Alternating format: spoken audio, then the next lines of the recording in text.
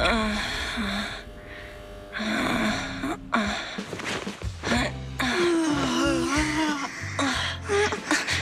Phaethon, this time let me. Vivian? Vivian?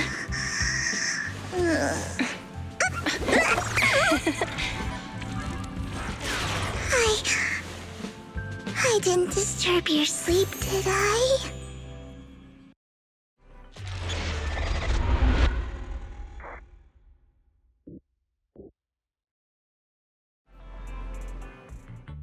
When I got here, the other Lord Phaethon said you were resting on the couch and just let me in. I meant to keep you company while you slept, but then I dozed off myself. Ugh.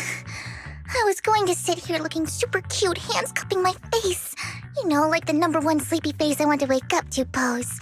I can't believe I ended up falling asleep myself. What sleepy face? What pose? That was a lot of words in one breath. Are you sure you got enough sleep, Vivian? No, Lord Phaethon. I was just worried that I had disturbed your rest. Just being able to see you sleeping peacefully is already the highlight of my day. No, my entire month. Though it is a bit late, but... Good morning, Lord Phaethon. That was so formal. Feels like you're about to drop some big news after a greeting like that. Mockingbird's death has stirred up quite the storm. I took some time to gather intel. It seems someone deliberately leaked the story that Hugo is an illegitimate child of the Ravenlock family, but I haven't found the source yet. Could it be Hugo's uncle, Hartman? Maybe he's trying to turn people against Hugo and Mockingbird by playing the illegitimate child card. I suspected that too. He could be using Hugo's background to make people believe Mockingbird is just another Top's pawn. To the upper class, Mockingbird may be insignificant, but it has a loyal following among regular folks. But after some digging, I was surprised to find that the public isn't turning on Hugo. They're actually starting to see him in a better light. Some people feel bad for him, some relate to his struggles, and Hartman's the one getting all the heat. Public outcry against Hartman is growing, with many believing he murdered Hugo for his own selfish gain. Tops is hosting an industry summit this week, a responsibility usually handled by the Ravenlocks. But my sources tell me another family has taken over this year at the last minute. If I'm not mistaken, Tops is intentionally keeping its distance from the Ravenlock family due to the current public sentiment. Sounds like Hartman's in a pretty bad spot right now, but we know he's not the type to go down easily. And that's what worries me. Hartman, in all likelihood, must have taken the sacrifice core. And now that he has this bargaining chip, who knows what kind of deal he'll strike with the Exaltists.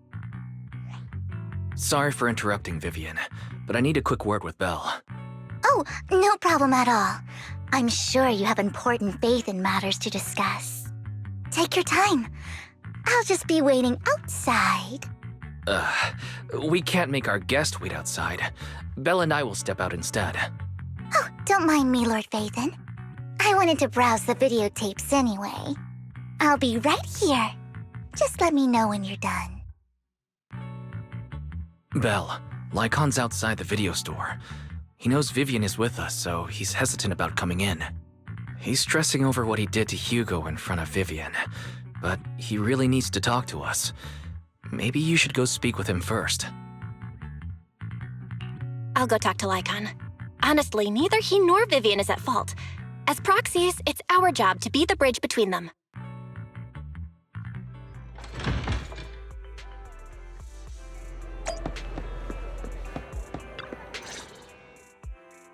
Good morning, Master Proxy. Good morning, Lycaon. Wise mentioned you wanted to talk to us and Vivian about something? Yes, it's an urgent request from the mayor, one that directly affects New Eridu's safety. However, before we get into the details, as a former member of Mockingbird, I'm concerned about Miss Vivian. Hugo made many mistakes and betrayed the principles of Mockingbird, but I'm certain he didn't intend to put Miss Vivian or you in danger. I don't know Miss Vivian very well, and I was the one who took her companion's life. I might not be the right person to comfort her, but I hope she doesn't regret the choices she made or lose faith in the path she chose. Vivian's doing just fine. She's actually been gathering intel and has a clear understanding of where things are headed. She might be tougher than you think. If you're really concerned, why not just talk to her directly? If you'd like to apologize, it should be face-to-face, right? That's reassuring to hear. I trust your judgment. You've always had a sharp eye for people. Would you mind coming in with me?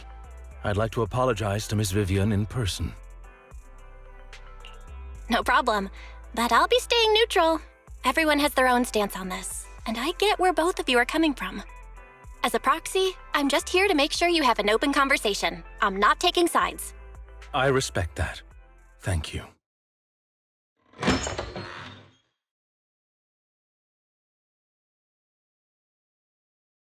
Miss Vivian, I'm very sorry about Hugo.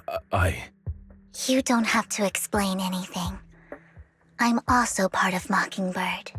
Mockingbird stands on more than just gain, so it won't fall when fortunes shift. Hugo had his fixations and ambitions. I also have things I must see through.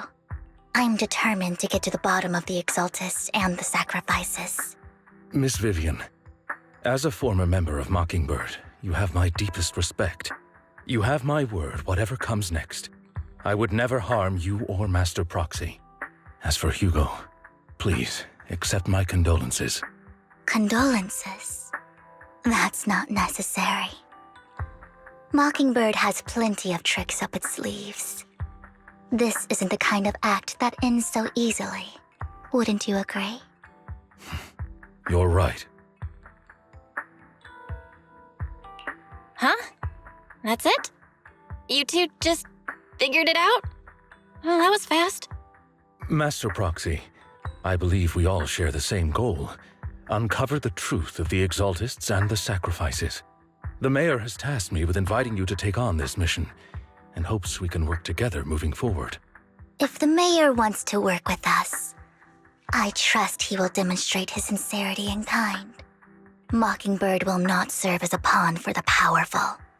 That will never change. Of course. While the Mayor cannot handle this personally, he will make sure we have all the intel and support we need. Miss Vivian, I know you have your own intelligence network, but for some high-profile shady dealings, perhaps the Mayor can provide you a different perspective. Please, take your time to discuss.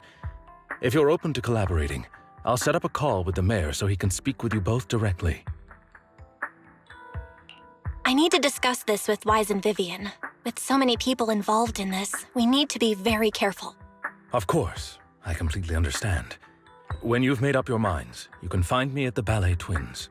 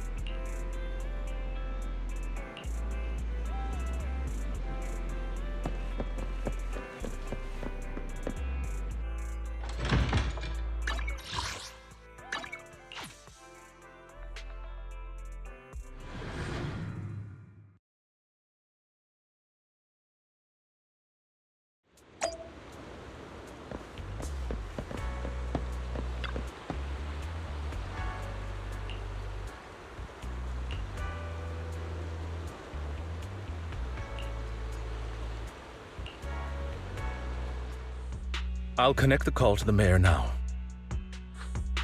My dear friends, I'm glad you're willing to keep working with me. I'm truly sorry about what happened to Mr. Hugo Vlad.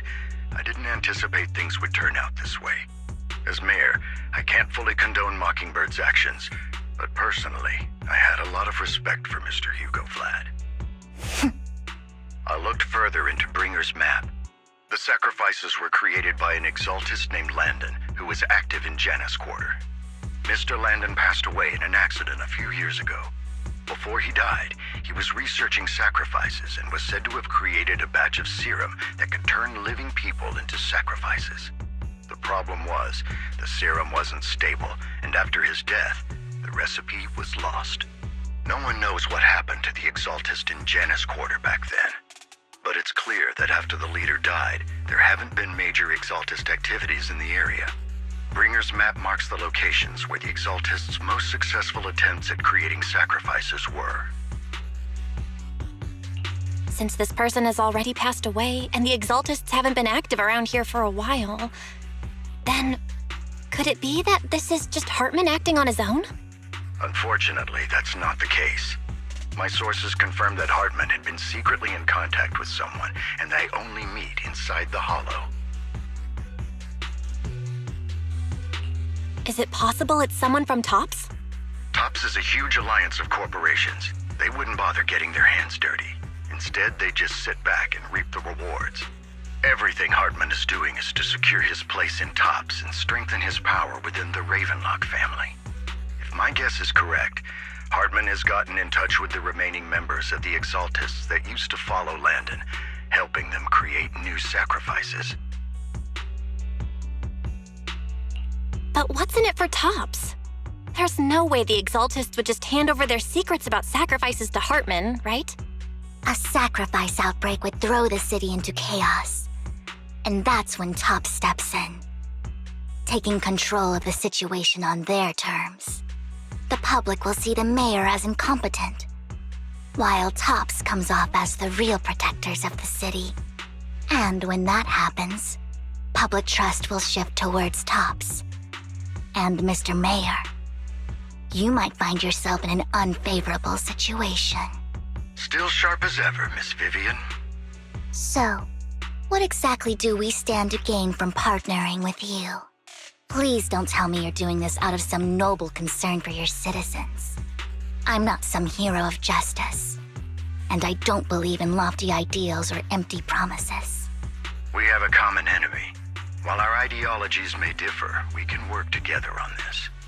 And as proof of good faith, I may not know exactly where Hartman is, but I can fan the flames over Mockingbird's death and escalate conflicts within the Ravenlock family.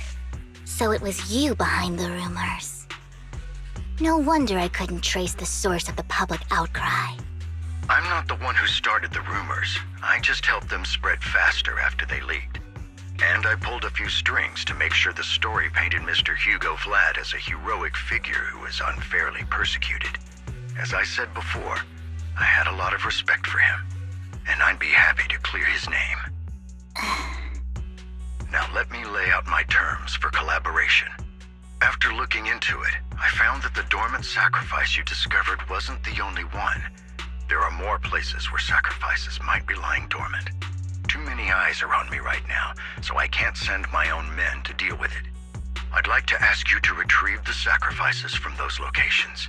I'll make sure to dispose of them once you do, so no one will be able to use them again. On top of that, I've asked a friend to help monitor your physical condition, and maybe even uncover more of your potential. Her research overlaps with your teacher's work. You don't need to worry about her capabilities. She's a Void Hunter rank special investigator. Really? A Void Hunter ranked special investigator is going to be assisting us? And she's involved in our teacher's research? That's right. She's heading to Janus Quarter for some business.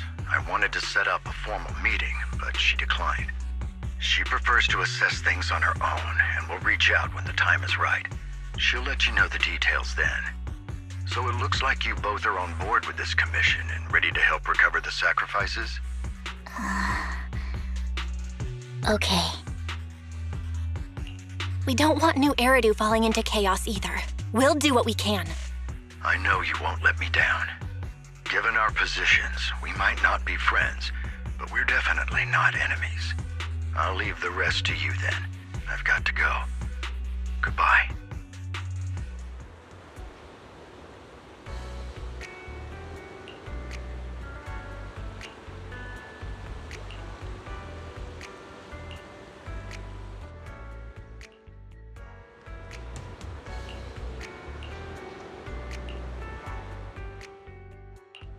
would never turn down Lord. Eradicate all evil.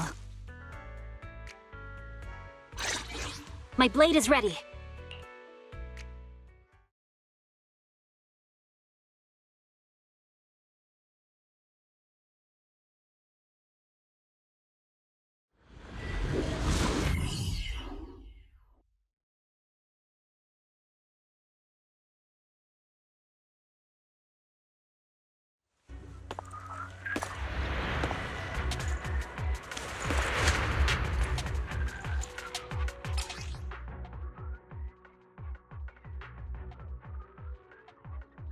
Lord Phaethon, thank you for trusting Mockingbird and me.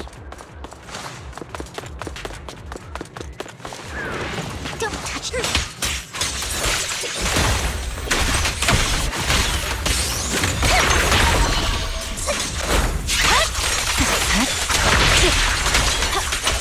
Evade.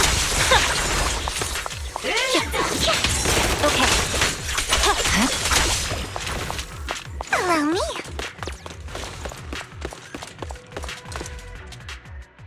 Has someone already taken the dormant sacrifice from here? Or did the Exaltus decide to relocate it? No. If these dormant sacrifices aren't handled carefully, they could awaken and turn against anyone nearby. She wouldn't risk moving them unless it was absolutely necessary. Did she realize the mayor was looking into this?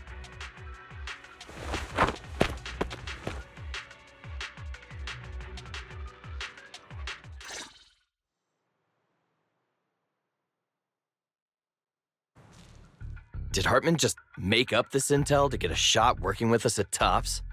I've been walking around forever and haven't found a thing. The Ravenlocks have always been a shady bunch. No surprise they've gone downhill over the years. I heard they were pretty loaded back in the day. What kind of business did they run? No clue. On the surface, their businesses seemed legit, but who knows what was happening behind the curtain. Probably something with the sacrifices. I mean, how else would he know about the dormant ones left around here for years? And he was so sure that even if those original sacrifices didn't work out, he had a backup plan. Backup plan? What could that be? Well, that's beyond me. I just happened to overhear something while I was next to Mr. Edmund one day. What's Tops planning to do with all these sacrifices, huh? For research?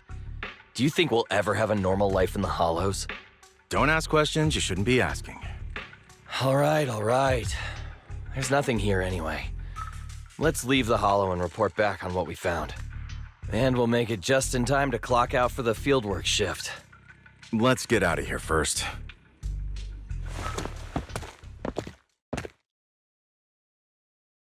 Hartman, that fool. He'll do anything to get into Tops, even if it means playing with fire. She's an Exaltist.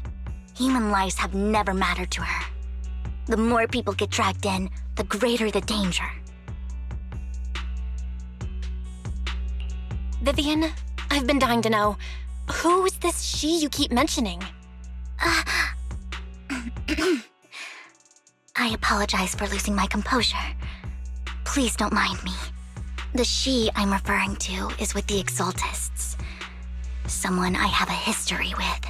That's why the moment I heard about the sacrifices, I felt compelled to uncover the truth.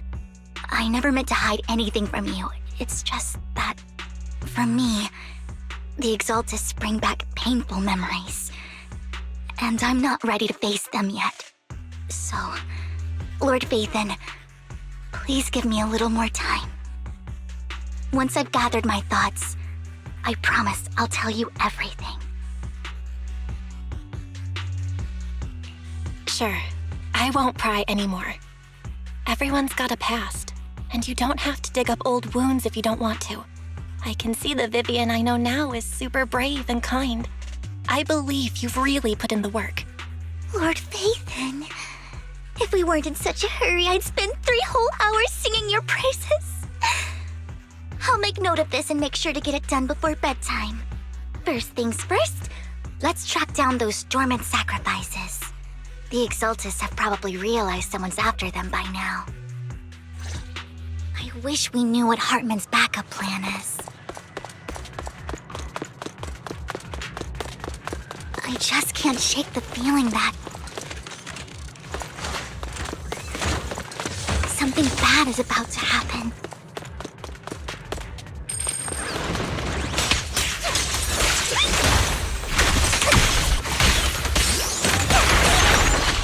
Just this once.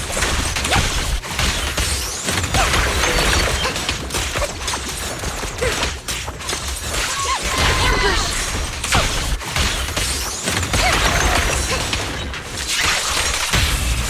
What's up?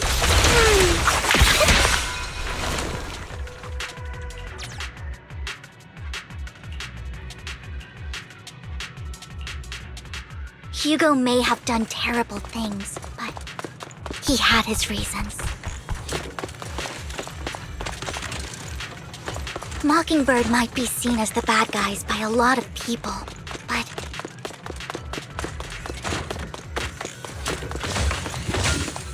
ironically, joining Mockingbird is what put me on the right path.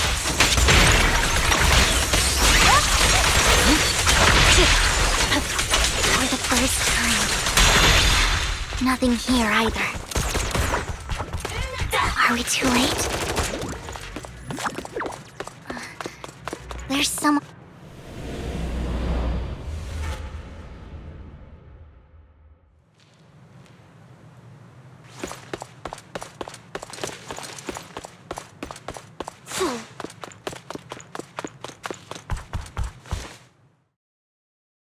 I knew it was you, Vivian. Camille! What are you doing here, sis? Are you destroying the dormant sacrifice? Vivian, don't call me sis. I'm not your sister. Are you trying to stop the Exaltists? I never left the Exaltists. You know what Landon did back then! Lord Landon did it for the Creator. His methods may have been extreme, but they were necessary. Back then, you walked away. You should do the same now. We didn't meet today. Take your friends and leave. What's wrong? Are you being forced into this? I can help you. Help me? Like how you helped her? Vivian, you're crying. You see me, don't you? No, You haven't changed a bit, Vivian. No need to hide your tears. I know exactly what's ahead for me. You've made your choice, and I've made mine. One last piece of advice. Stay out of this. She loathes you. I won't tell her we met today. Don't show yourself around us again. Camille!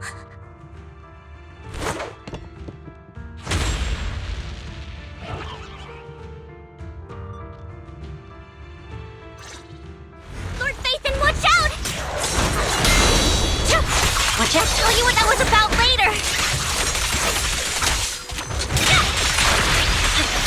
Let's take care of the ethereal first.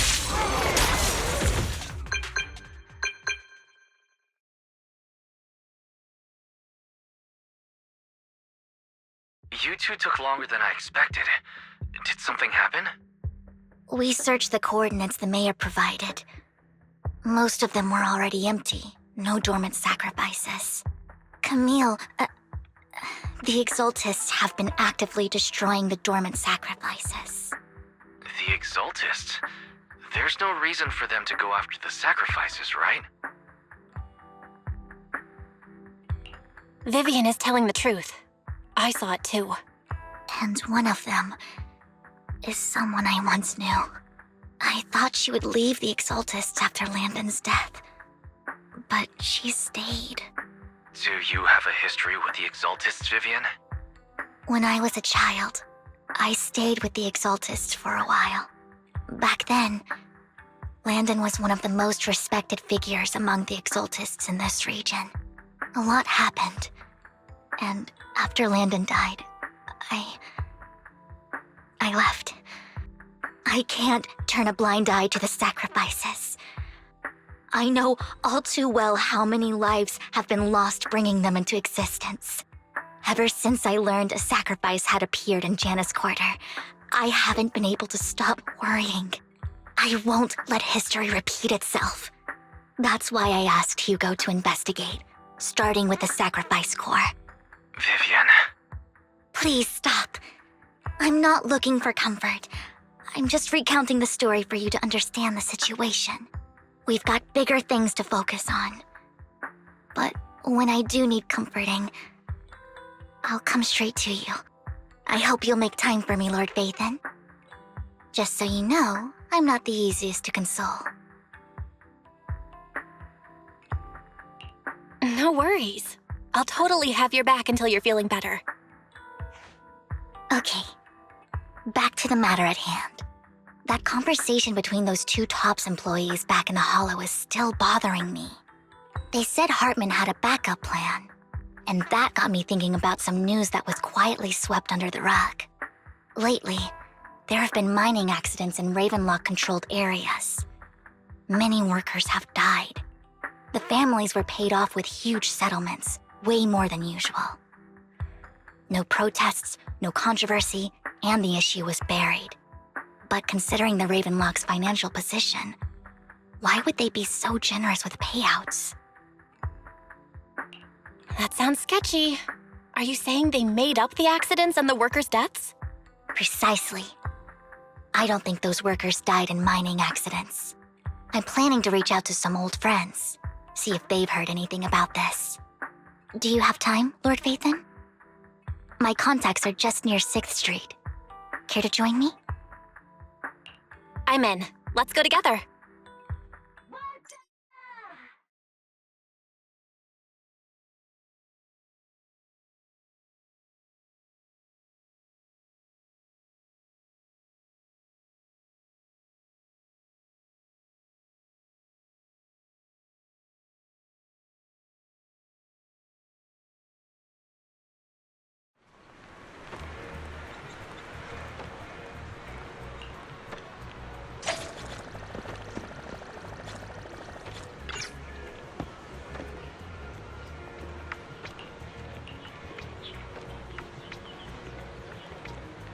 An old friend of mine said she has some new intel.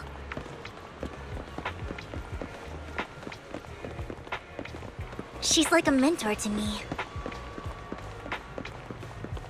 I learned a lot about data scraping on the internet thanks to her.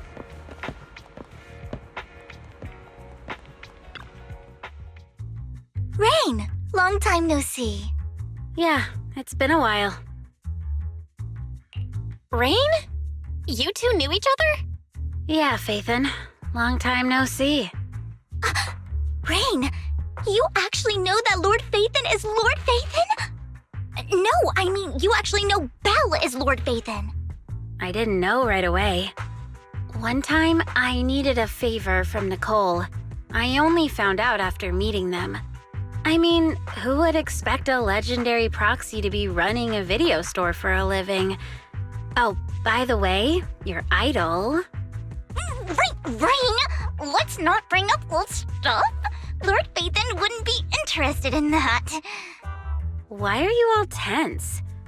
Right! Lord Phaethon lives on 6th Street too and might know your idol. Remember when you traced that post on Internet to 6th Street and actually went to check it out? And you came back all bummed, spouting nonsense. Like there was only a black cat at the location, and maybe your idol is actually a talking cat. Or something like that. I know that black cat. I'm always sneaking at snacks. Lord Phaethon, please, let's drop this topic. Come on, Vivian. It's been years and you still won't say who your idol is. If you'd just let me, I'd have tracked them down ages ago. I get it. You want to find the person who's important to you on your own. But you've tried so hard already. It's okay to lean on me a little, you know. I'm sure your idol won't hold it against you. I shouldn't have come to see you. Huh? What's wrong? Hey, Rain. Vivian said you might have some new intel. So let's get to the important stuff first. All right, let's get down to business. Here's something I'm pretty sure about. The Ravenlock family's claim that those missing workers died in an accident? Don't buy it. The last signal from those workers was near the hollow, then communication went dark. I think they were taken into the hollow. And yesterday, I picked up that the Ravenlock family secretly hired some people to search the hollow's perimeter. I caught a weird distress signal from someone and managed to track down the source. When I tried to reach out, the signal cut out completely. The last trace of the signal was near Lumina Square. Finding someone in real life isn't really my thing, so that's where you come in. Okay, we'll check things out. You just said this is something you're sure of. Do you have anything you are unsure about? I dug up some info online, and one thing stood out. A few days ago, there were some creepy sounds coming from an abandoned warehouse by the port. The place was locked up, so no one could see what was happening inside. Not sure if it's related to your search. If you don't find anything useful around here, it might be worth checking out. Well, that's all I have for you. Thank you, Rain. Don't get all emotional on me now. I'm just helping out a friend. This one's on the house. Consider it payback for the favor you did me last time. But if you still want to find your idol, hit me up. I've been curious for what... All right, don't worry about it. I'll manage it myself. Stop being so nosy, Rain. Nosy? Nah, just professionally curious. What kind of person is worth all this searching, huh? But honestly, whoever they are in real life, they've become a part of you. You've come a long way in this search, Vivian. I much prefer the person you are now. So if you find this person, don't chicken out. Go meet them. People will appreciate you for who you are. Rain. I might not care about the real world or what it'll be like, but I hope everyone I know can live a good life. I'm counting on you to save the world, guys. All right, I have other business to take care of, so I'll leave the rest to you.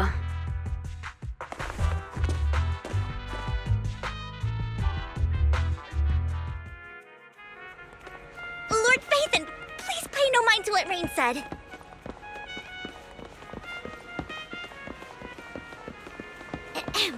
That big guy's up ahead.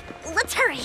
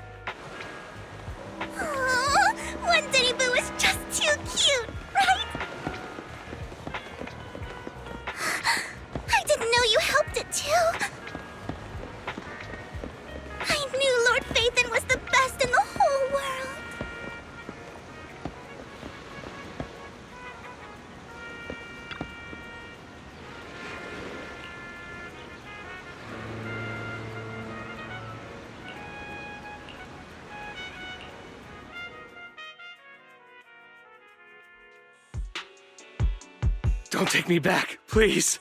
I was wrong. I know I messed up. I don't want your money anymore. Please, no. Calm down. Who are you? I won't say anything. Just let me go. I don't know anything. I swear, I know nothing. We're not PubSec, the HIA, or the Ravenlock family. We won't force you into anything. There's no need to be afraid. What do you want from me then? We simply want to know where the Ravenlock family took you and what they made you do. I can't say. I can't tell you. I have a family. They'll hurt them. You never saw me. Please, just stop asking. Don't you wish to see your family? I don't deserve to see them. It's my fault. I was greedy. I did this to myself. But your family must miss you dearly. I'm sure they won't blame you. No, it's my fault. It's all on me. I don't want to drag them into this. If the whole ship is sinking, no one on board can escape. I'm just a nobody. And right now, there's nothing I can do to change anything. If you care about your family and friends, now is your chance to stop the disaster before it's too late. Even a butterfly flapping its wings can send a tsunami surging across the ocean. No one knows how this will turn out. But if you do nothing now, the only thing waiting for you at the end will be regret. We're not here to turn you in, and we won't force you to confront them. You'll be safe with us. I'll help you return to your family. But you must tell us precisely what happened. Hartman offered a huge amount of money, looking for workers to go into the hollow to guard something. The money was way too good. We all kind of figured something wasn't right. I thought it was just smuggling or guarding some kind of illegal ether resources, so I signed up. After we sent in our applications, Hartman's men took us into the hollow. The first place we went, there was a strange box. When we got there, they handed us some pills, saying they'd improve our aptitude for ether, for us to last longer in the hollow. But after I took them, everything went fuzzy. Something was definitely off about those pills. When I woke up, I saw my coworkers dead in front of me. And there was blood all over my hands. They said something about me being a good experiment, moved me somewhere else, and locked me up. They wanted to inject me with something. I got scared and didn't know what was gonna happen. But then a blonde guy found me, gave me a carrot, and let me go. So I escaped. I didn't want to kill anyone. I don't know. It wasn't your fault that your coworkers died. You were just a tool in their hands. Do you remember the place they first took you? Do you know what was in that box? I only remember the first place was like a rooftop. I think it was on top of a tall building. What exactly was in that box? I can't remember. I'm not lying. Those pills they gave us, they make you hallucinate. I took just one and my mind felt like it wasn't my own. My memories turned into a blur. I'm telling the truth. I'm not trying to run from my mistakes. I just really can't remember what happened. I know you're not lying. We'll arrange for your protection. You can rest easy and recover, and your family won't be dragged into this. Once this is all over, you will be able to reunite with them.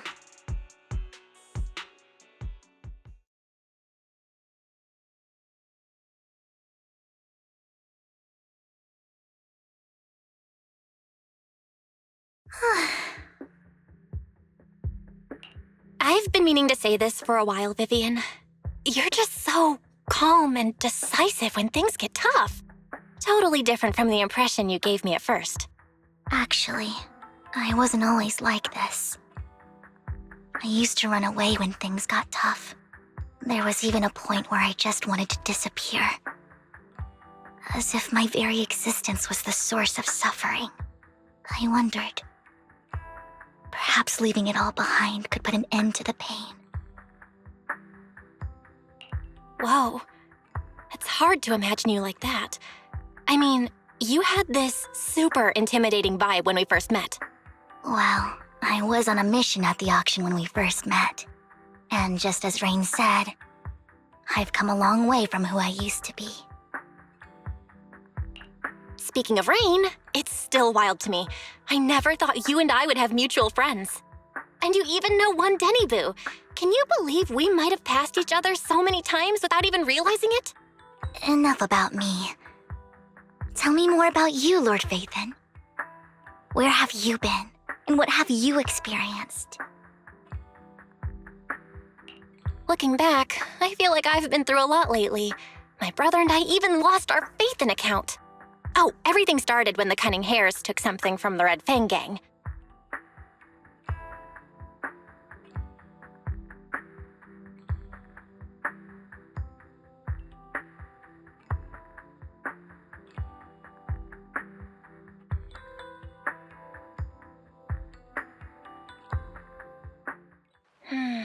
I remember it should be around here. That store's been sitting in my favorites for ages.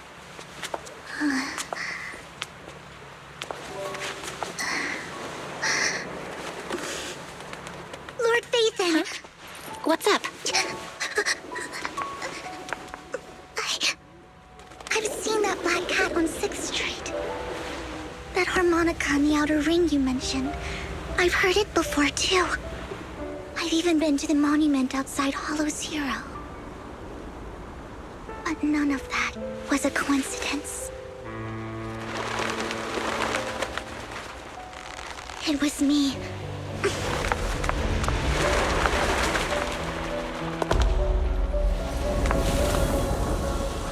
Following you, and now I've finally made it to your side.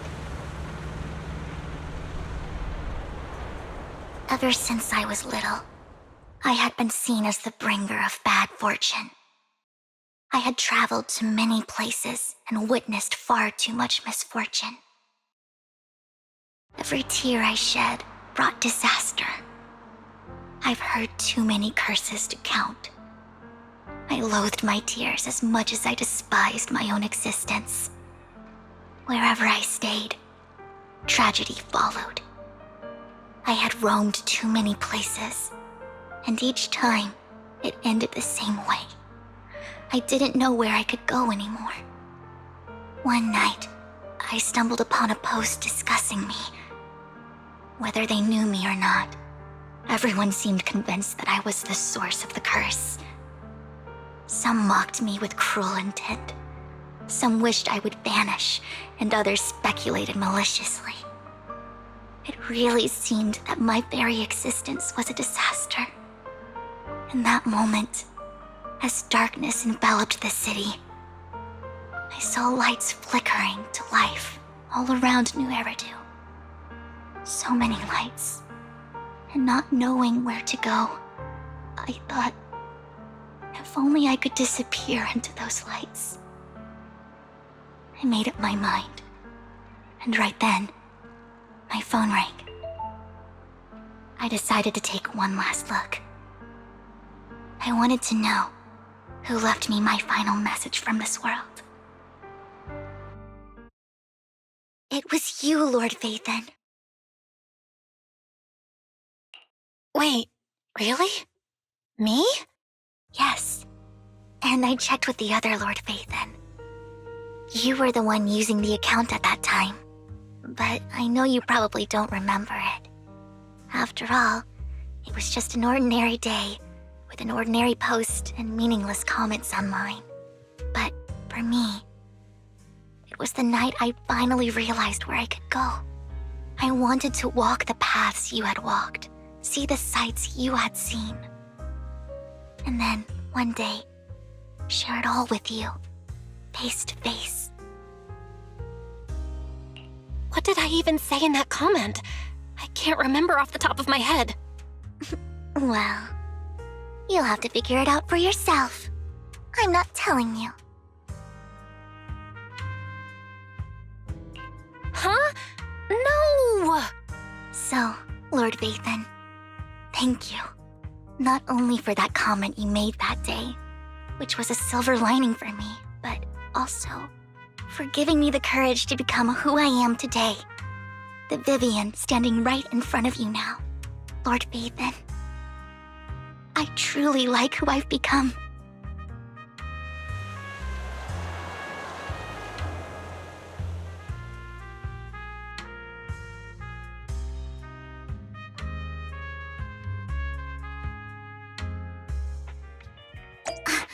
Lycaon just sent a message.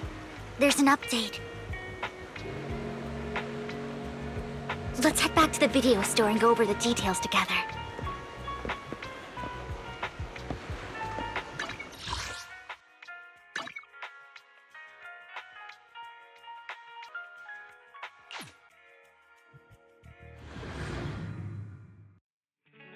Belle, you're back. Lycaon told me he wanted to meet up with us online to discuss things when you returned. I'll call him now. Master Proxy, Miss Vivian.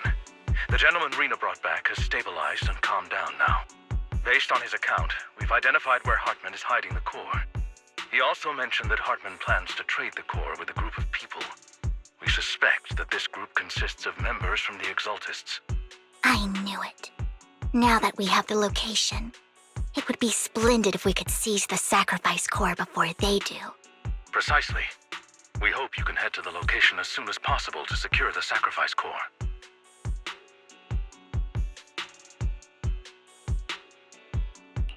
We've got this. I have other matters to attend to, so I'll leave the retrieval of the sacrifice core in your capable hands. The mayor's friend that he mentioned before will also be assisting you this time. The target coordinates have been shared with her, and she'll meet you there. Please ensure your safety, and I wish you all the best.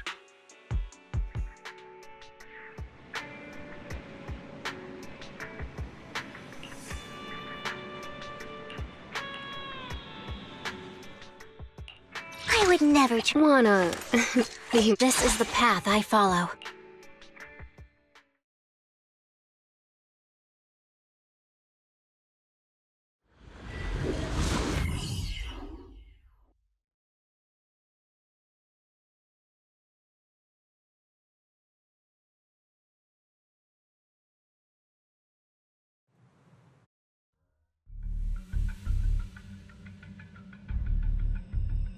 Where's the sacrifice core? Camille, you really think I'd stroll around with something this important? Plus, even though the Ravenlocks and the Exaltists have been working together for ages, I've hardly even met Lady Dina. I'm the one offering the sacrifice core here. I'm curious what Lady Dina's got lined up for me in return? I'm just here to verify that the core you mentioned is real. Once that's sorted, Lady Dina will give you a proper response. Our partnership isn't just talk. We need to be sure you have what we need before moving forward. Sure thing. I'll take you to where I keep the core. Once you verify it's legit, have Lady Dina come over. We'll lay everything on the table face to face. All right, lead the way. It seems Hartman is trying to bargain for more. What a greedy and insatiable man. It's just that... why would they only send Camille for something as important as the sacrifice core?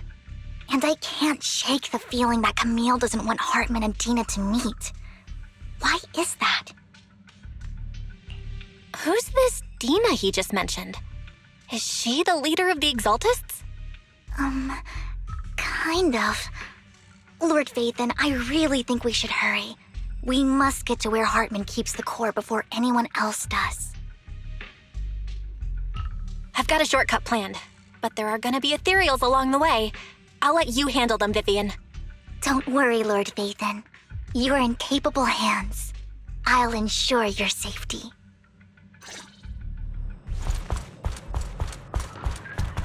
Ethereal! Stay away from Lord Phaethon!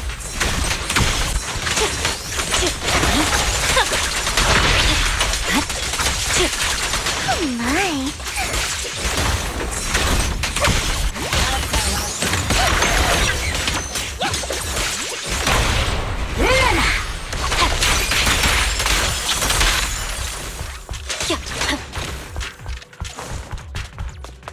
Looks like Hartman's trying to negotiate for more leverage.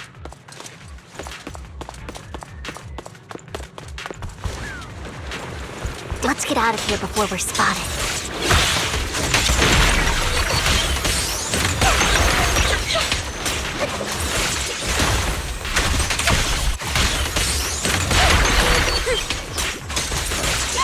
Let's keep moving, Lord Phaethon.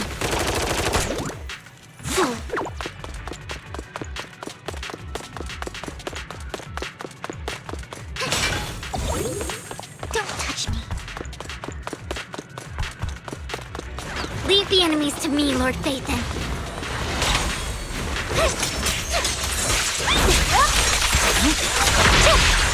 My turn.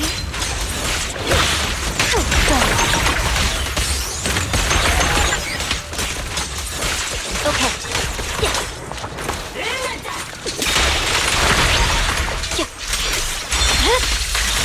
Weakling.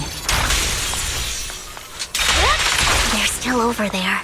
It looks like they're arguing.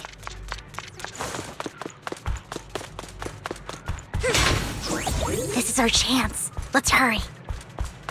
No matter who has the sacrifice core, Hartman or the Exaltists, it would be really dangerous.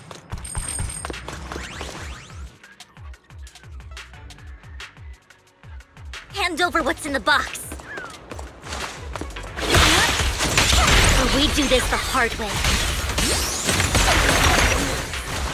You sure talk big, little girl. Push. Let's see if you can get past me first.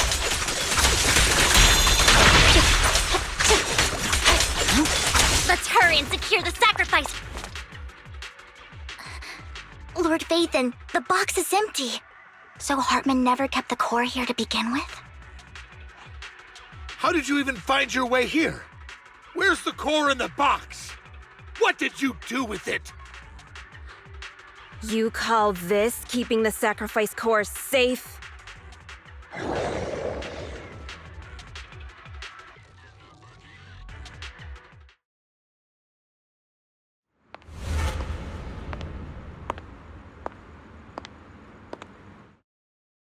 Vivian, it's been ages. Dina! Oh my, you actually remember me.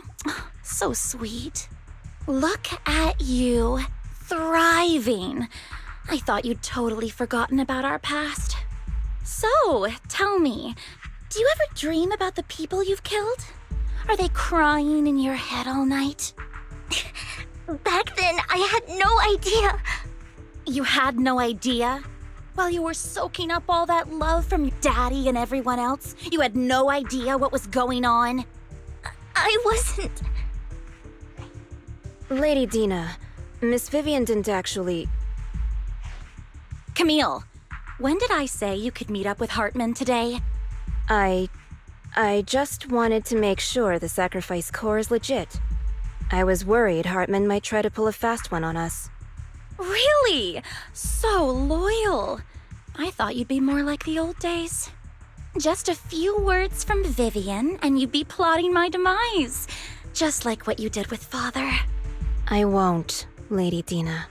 Don't even think about betraying me, Camille. You owe me for what went down back then. However, I do understand your worries. This core, it's fake. No way! I got this straight from Hugo. It can't be fake. How can you just claim it's fake without any proof? Ugh, seriously?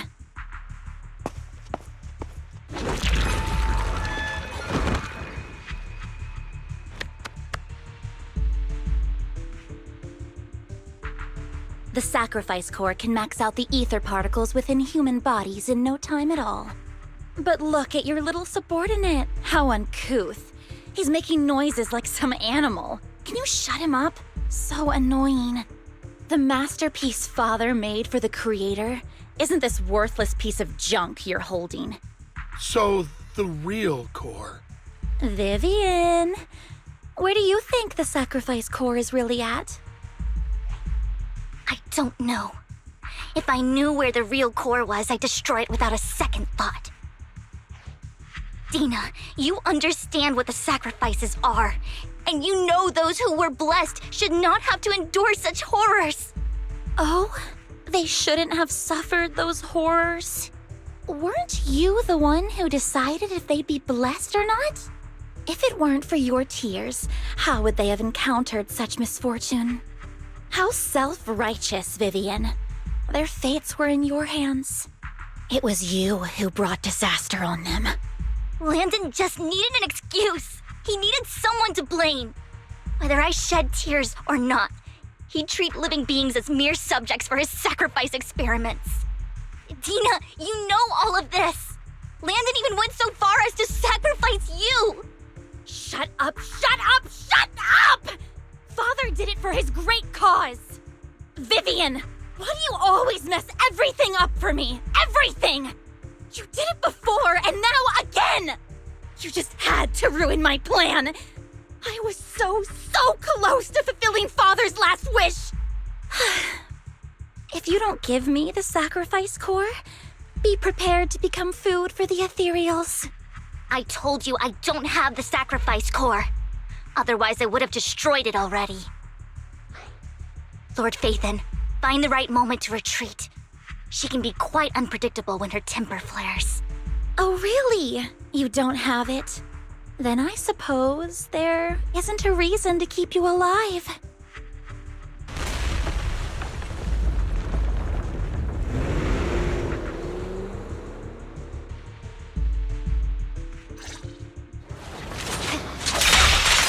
More ethereals are coming. Huh? It's over. Too many. No chance to get out of this. Lord Phaethon is so Look around. I swear on my blade. Stay away from Lord Phaethon! There are so many.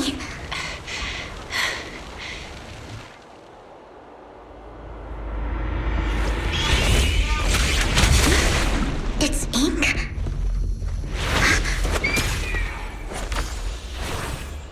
Shun Palace, good fortune, closed gate, safety. What? An evil miasma gathers here. Another place of conflict. If you wish to avoid disaster, then head southeast.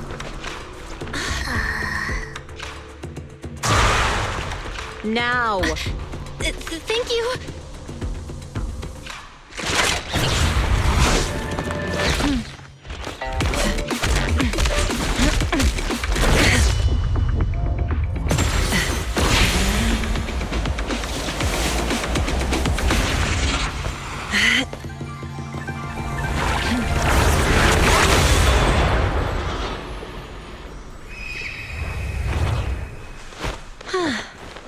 Finally, peace and quiet.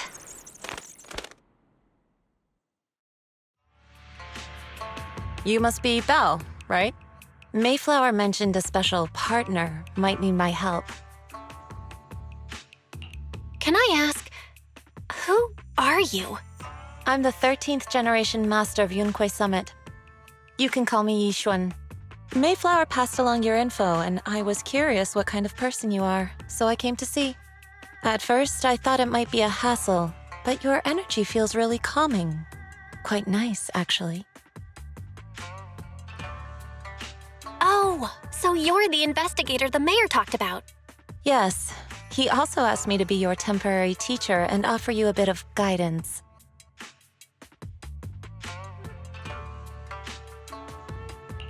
Guidance?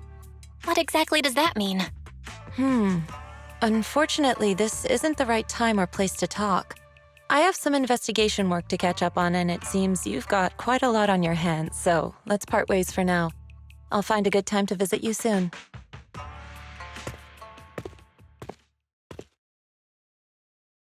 I'm so sorry, Lord Phaethon. I'm just not feeling very well. I think I'll head back for now. I'll investigate the sacrifice core and reach out once I find something. You definitely need some rest. Let's get out of the hollow.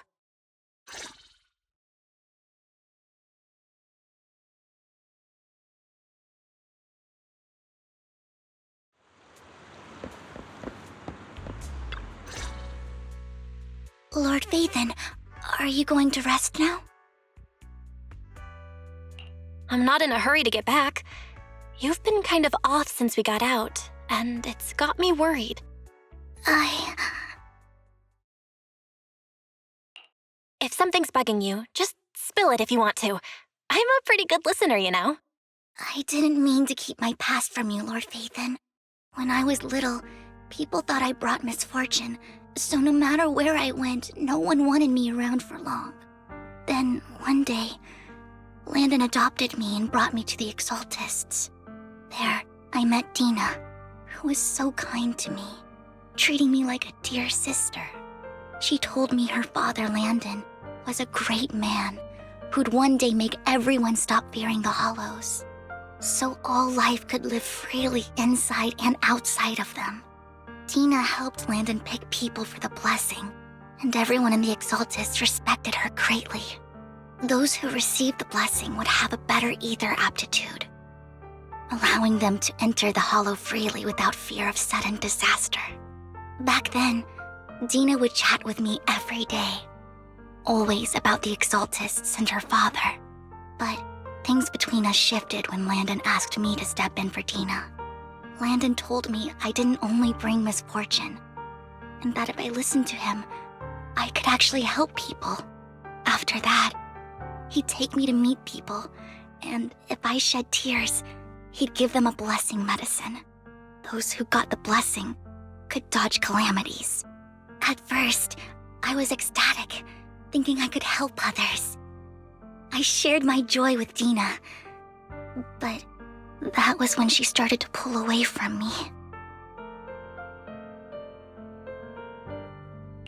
The blessing medicine. Please tell me that wasn't the sacrifice serum Bringer had. Yes, to be precise, it was an early version of the sacrifice serum. Landon's medicine wasn't stable. The medicine Landon developed could boost abilities quickly, but also sped up the development of ether corruption. In the end, most people turned into ethereals, and a few became sacrifices, losing all human consciousness. The ethereals were killed while the sacrifices were given to the higher-ups of the Exaltists. The Exaltists wanted the sacrifices to hold human consciousness, so Landon's medicine was seen as a failure, and he gradually lost influence within the Exaltists. One day, I saw Dina, and tears streamed down my face. In a bid to save his reputation, Landon decided to let his own daughter receive the blessing.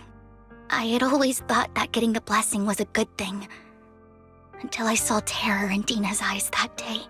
That evening, I broke Landon's rules for the first time and followed him out of the Exaltist's residence. I trailed him to the Hollow, where I witnessed someone who had been blessed becoming corrupted. In the end, that person became an ethereal. Then, without hesitation, Landon killed him. Before Landon returned, I went back to the residence and snuck into his study. And there, I uncovered the truths I just told you. And just a few days later, it was time for Dina to be blessed. I wanted to save her and stop anyone else from getting deceived. So, that day, I told everyone present that Landon should be the one to receive the blessing, not Dina. At first, Landon argued, and no one believed me. But, in front of them all, I looked at him and let my tears fall.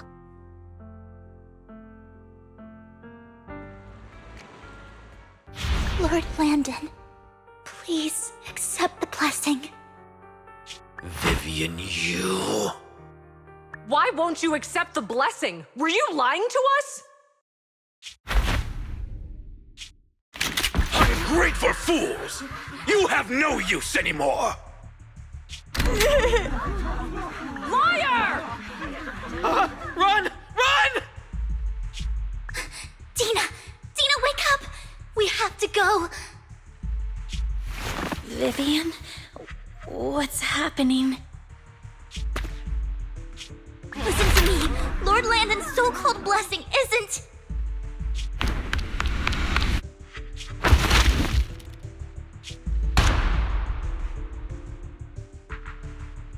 Father!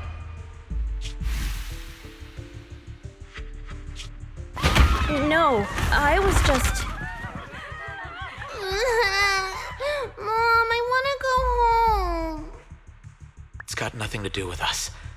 This is just what happens when you don't accept the blessing.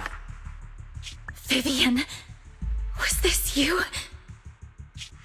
Tina, I just didn't want you to accept the blessing. Everyone who does ends up... I just don't want to lose my father. You knew? If you knew what he's done, you... He's my father. He's all I have. Stop being self-righteous, Vivian. You only ever bring misfortune.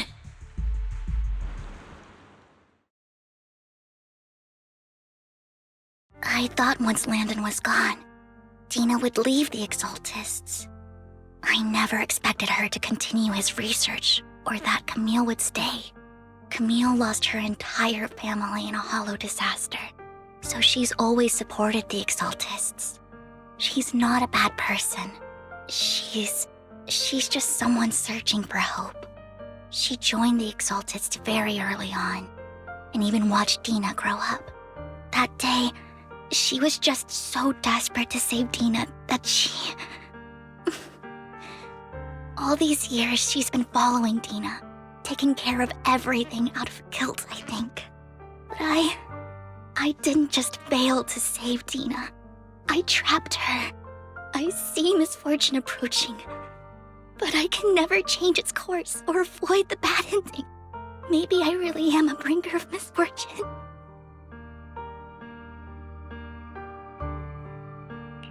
No way. You're not the one bringing bad luck. Whatever went down with the Exaltists, Landon used you. As for Dina and Camille, they know the truth, and they just made their choices. The hollows and the disasters they caused took more than just their loved ones. But not all survivors cling to obsession and hatred like they do. Lord Phaethon.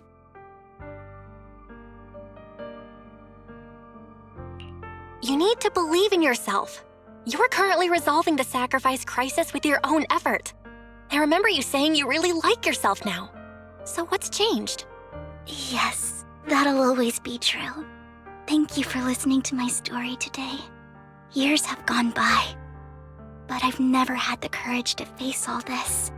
Maybe Dina and I were meant to meet today, so I could finally spill it all out. It lightens my heart a little. Lord Phaethon, you truly are a wonderful listener.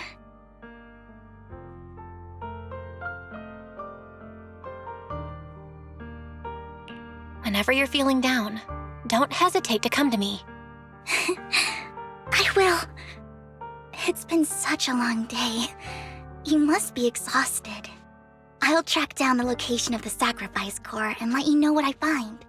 Good night, Lord Phaethon.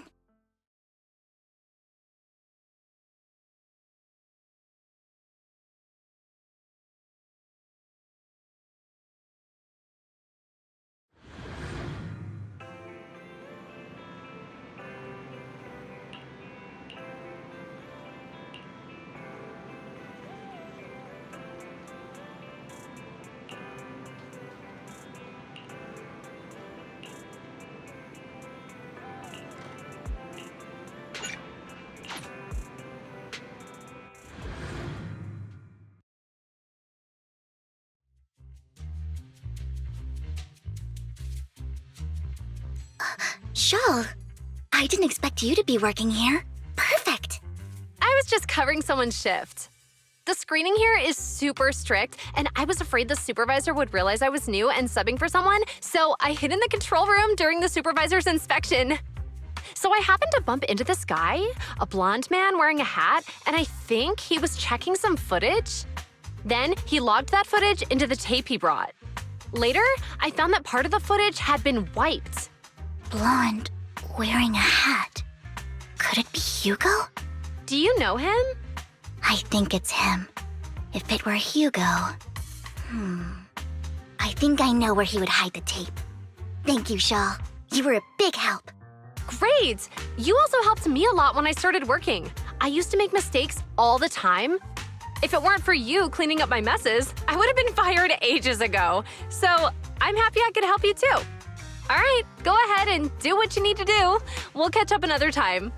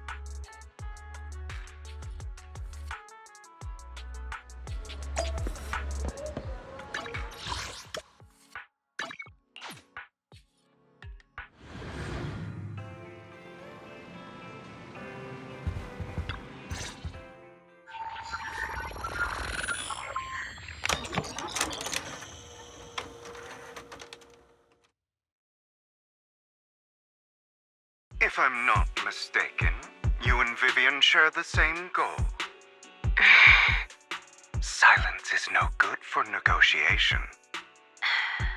I just don't want Dina to reach a point of no return. Hasn't she already reached that point with what she's doing? The formula for the Landon serum was lost, but a batch survived, and Dina was able to develop a substance that can be used for mind control. She's trying to combine the two to make sacrifices that would obey human commands. If the dormant sacrifice and the remaining Landon serum are destroyed, we can put an end to this. Dina's concoction can't create sacrifices on its own. And the sacrifice core? That belongs to the creator, not her. Although I find Landon's methods despicable, I can't deny that the Exaltists and the Creator are leading us in the right direction. I just don't want Dina to spend her life trapped by her father's mistakes. I mean, no offense, but I find your protectiveness rather weird.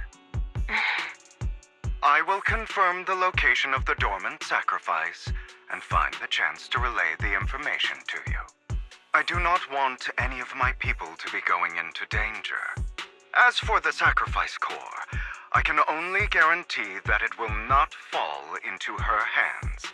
As for how things will ultimately play out, the Creator will guide me.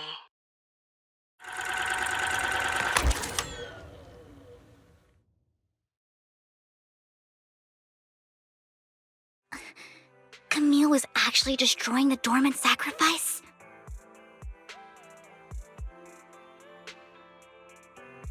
Now Camille's actions make sense. But why did Hugo never tell us? Hugo... Belle, Lycaon said there's something urgent he needs to discuss with us right now. All right, let's patch him in. Master Proxy, I apologize for disturbing you. We have just learned that the Ravenlock family will host a banquet tonight. This banquet is rather special, as they're allowing members of their family to invite business partners to attend. With Hartman at the center of controversy, there are many members of the family who are eager to use this opportunity to replace him. The mayor has been spreading rumors of a young tycoon who inherited a sizable fortune and is looking to partner with a person from an old and influential family. This information has lured a young man named Burton from the Ravenlock family. So, you want me to pose as this tycoon and use Burton to infiltrate the banquet? Correct. And Hartman's study is also located within the venue. I see. Hartman's study might hold valuable information. So, what should I do? You can attend as her +1. +1? Lord Phaethon, please go with me!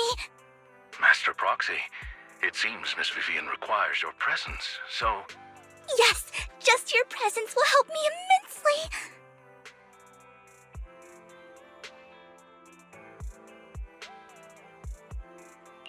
All right, then let's go together. I'll send you the time and place for the meeting with Burton.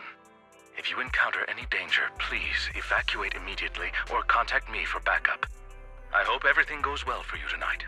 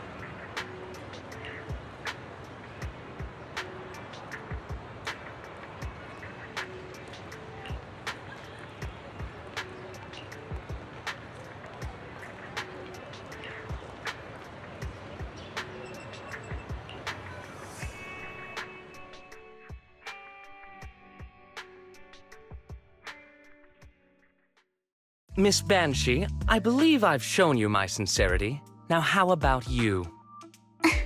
Sincerity? My presence here is a show of sincerity. If we're to work together, Miss Banshee, you should drop your pretentious act. I am well aware of the ways of the Ravenlock family.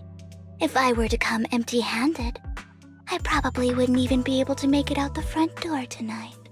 Since I agreed to come with you, and even brought along my most precious companion, does that not show my deepest sincerity? No need for such an off-color joke. Our door is always open for those coming or going. We both know what's what, so let's cut the small talk. I know far more about how the Ravenlock family made their fortune than most here. I am also well aware of why Hartman, despite such a massive scandal, still remains in power. Oh? Do tell. Exaltists, blessing, sacrifice, Landon. Where would you like me to start? How did you know that? No, who are you?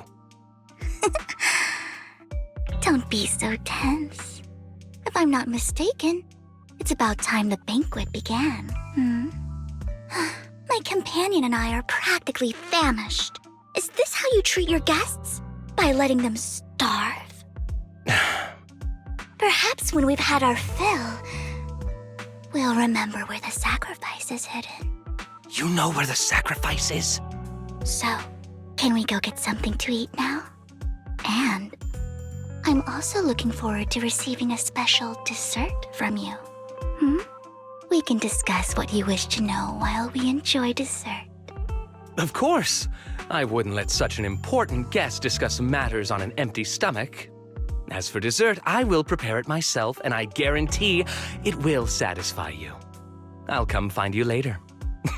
I wish you a pleasant evening.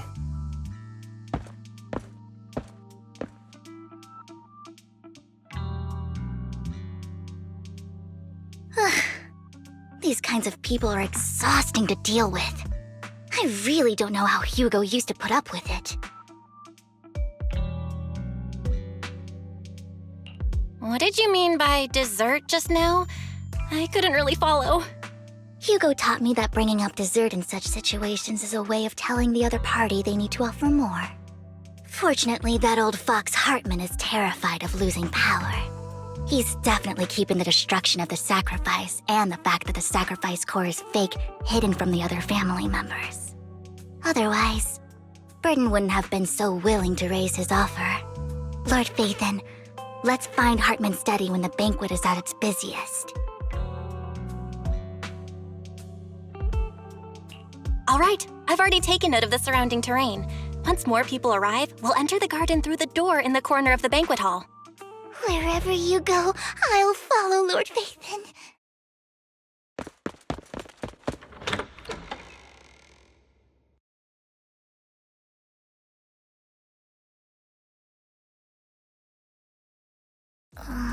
Isn't this going a bit too well? Perhaps we're just lucky? Plus, their security measures outside were so tight. Maybe it's more lax inside. However, just to be safe, I'll call Lycaon. Let's check Hartman's recent correspondences for clues. I still have concerns about the sacrifice core. Right. Though the core he gave Dina was fake, Hartman might have left a trick up his sleeve and hid the real one. Then let's split up.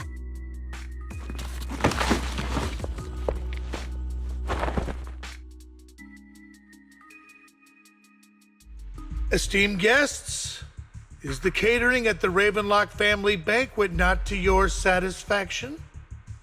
So much so that these two distinguished guests felt the need to come to my humble office to scavenge for food. Don't want to come out? Well, after all, you don't have long left. Burton, that greedy idiot, fell for the mayor's trap. But I never expected that he would bring you into my territory. I suppose I should thank him.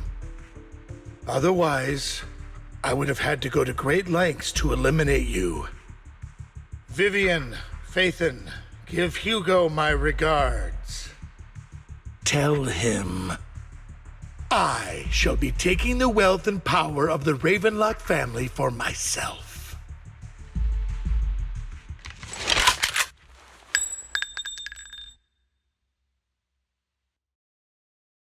The bullet. How? Dear uncle, why must we be so distant with one another? You can just tell me what you want to say directly. Hugo! Impossible! You're... Uncle, you must know a Ravenlock will never stop until they get what they want. Did you really think I would be defeated so soon, when I have yet to trample you into the dirt? You filthy bastard! You only know how to resort to these petty tricks! Petty tricks?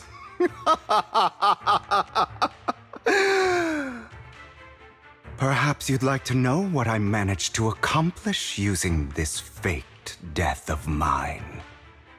My dear uncle.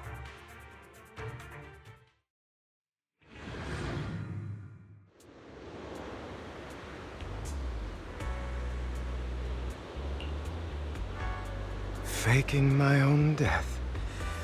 Hope it's all worth the theatrics in the end. It was just to keep Hartman off my back, but maybe I went a little overboard. The manager must be pretty shaken up. I should apologize at some point.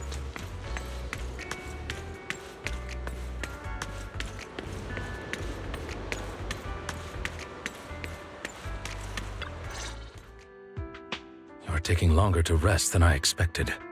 Lycaon, you think too highly of my physical capabilities. Well, thank you for your cooperation. I must say, if nothing else, at least your acting skills have improved. Why do you look so angry? You should be happy. We pulled that off together with flawless teamwork and managed to fool everyone. Drop your foolish facade. I'm glad you still remember the code we set all those years ago. And thank you for ensuring your sleight of hand didn't deteriorate. Oh, right. I should also thank the blood bag hidden in my clothes and our other props. Do you remember when we last used this trick? It was probably ages ago. Sometimes I really don't understand you. Have you never thought about what the consequences would be if I didn't understand your code? If I decided against helping you? Or if I just couldn't control my strength properly? You'd understand it. Of course, if things really did go awry, I had alternative plans. You wouldn't be so arrogant as to think I'd bet everything on you, would you? You're insane. Aw, I'm flattered. So what exactly is the purpose behind all this? Surely after going to such great lengths to erase your own existence, you don't just plan to hide here and reminisce about the past with me. Don't try to brush this off. I've already helped you enact your plan. Tell me the truth. Don't get your tail in a twist. I have more plans that require your assistance, so naturally I would not hide anything from you.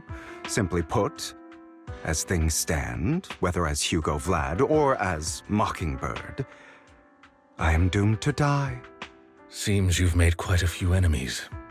As a member of the Ravenlock family, I negotiated with Edmund and managed to obtain resources from Tops for my future plans. I also confirmed what attitude they held toward your master, the Mayflower family. Meanwhile, I used my identity in Mockingbird to strike a deal with Hartman and gather information on their collaboration with the remnants of the Exaltists. That's where I got my intel on what Bringer left. Oh, by the way, the crime declaration letter that your dear mayor received, that was also sent by yours truly. He's probably figured that out by now, right? Though I'm not sure if he told you. The mayor learned about the sacrifice attacks through his own means, but lacked an opportunity to take action. That warning letter was precisely what he needed. You aren't hopeless yet. How delightful. In short, I'm more well-informed than your lot because I get around, dealing with all these different important figures. But of course, it comes at a cost. It's only fair. After all, you can't hide the smoke from a wildfire. Rather than trying to carefully tame it and risk setting yourself alight, it's better to let it burn free. When I helped you put on your little act, killing you in front of everyone, you left the sacrifice core to Hartman. That was intentional too, then? Oh, yes. And it worked like a charm, didn't it? Now no one cares for me anymore, and all eyes are on Hartman. A perfect situation for keeping the Ravenlock family in check while dealing a cutting blow to the Exaltists behind them. Another crucial point is Vivian and Phaethon. I must sever any ties they have with me or Mockingbird. Although I feel bad for Phaethon about what happened, but it had to be done. That's the only way they would be safe, allowing the plan to continue. I noticed that you never turned your blade toward Master Proxy.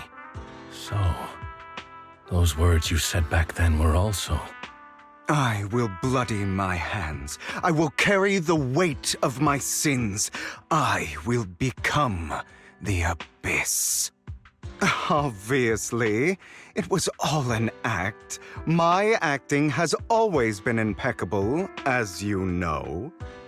Hugo, you're taking such a tremendous risk. Why? Would you believe me if I said it's for justice? But unfortunately, it's not.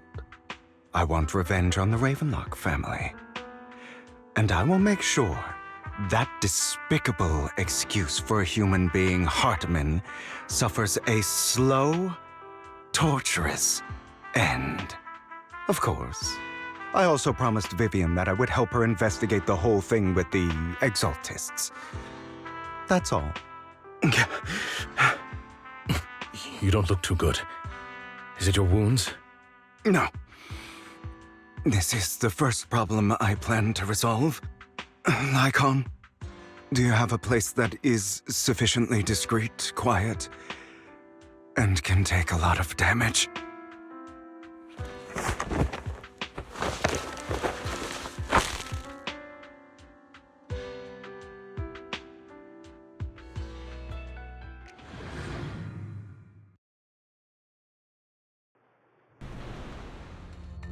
What exactly are you doing? Don't look at me like that. If I didn't have to do this, I wouldn't. Hartman recently obtained a bizarre substance, most likely from those crazy Exaltists. After use, it allows control of the victim's mind, to some extent. You were dosed with it? To be more precise, Lycaon, I deliberately allowed Hartman to put this drug in my cup to facilitate our previous collaboration.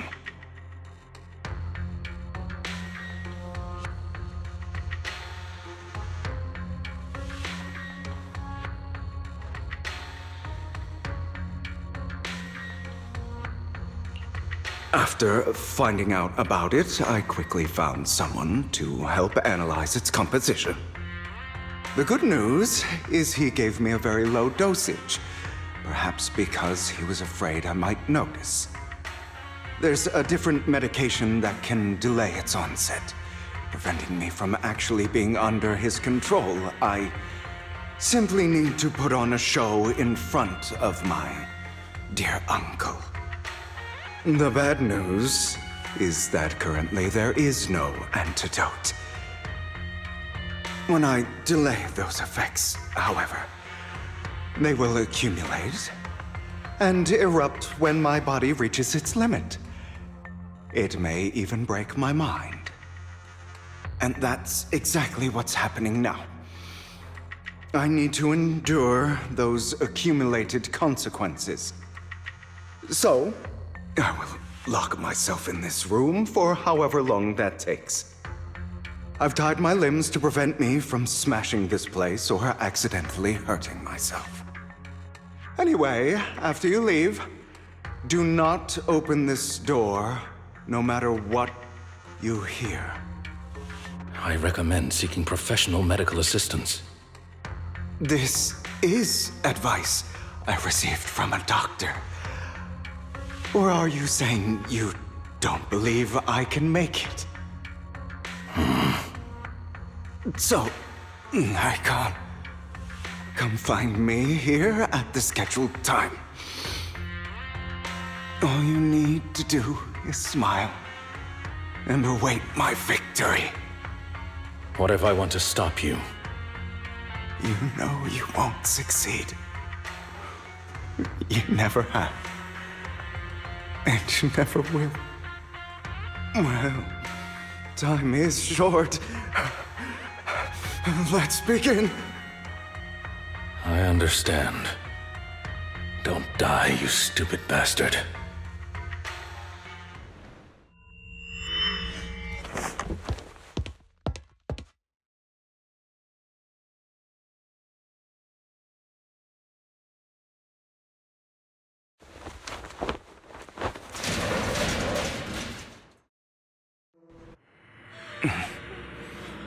Is this because the side effects haven't worn off yet?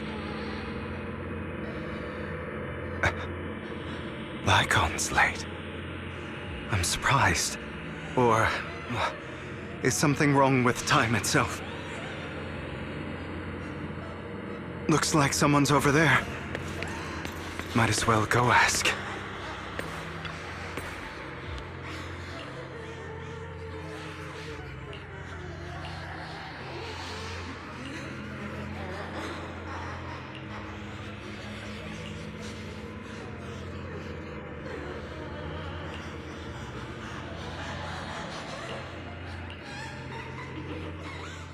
It's all your fault. I wish I had never given birth to you!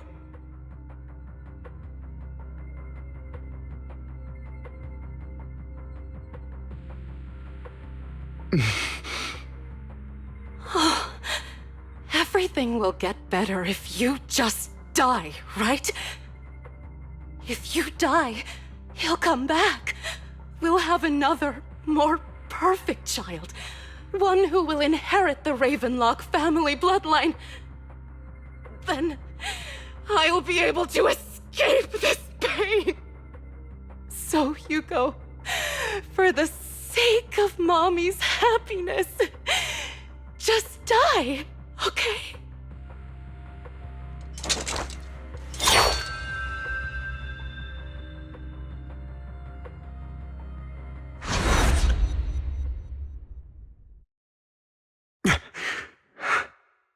So, I wasn't awake yet after all. That's because you don't want to wake up again. Who are you? I am you. Hidden deep within your heart. Your most true self. You want to kill her, don't you? Your so-called mother. Every time she beat you without reason, when she tried to gouge out your eyes, when she sold you into that hell, laughing all the while. You wanted to be the one to end her life. Why not admit your hatred? As you are, you can hunt her down and make her pay for the living hell of a childhood she made you suffer. Yes, I hate her. I hate her because she was foolish and shallow, greedy and stupid. I hate her because she doesn't deserve to be a mother.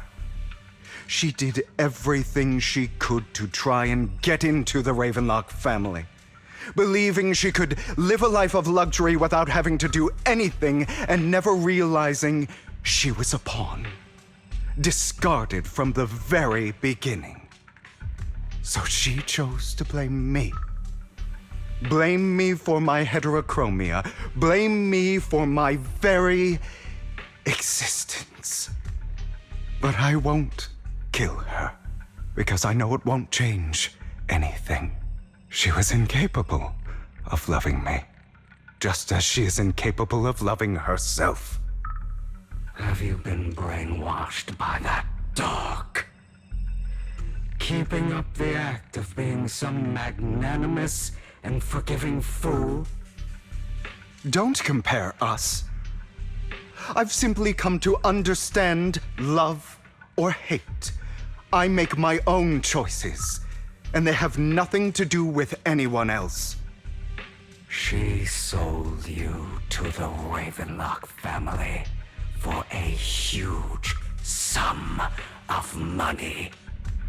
She used that money to start a new life without you.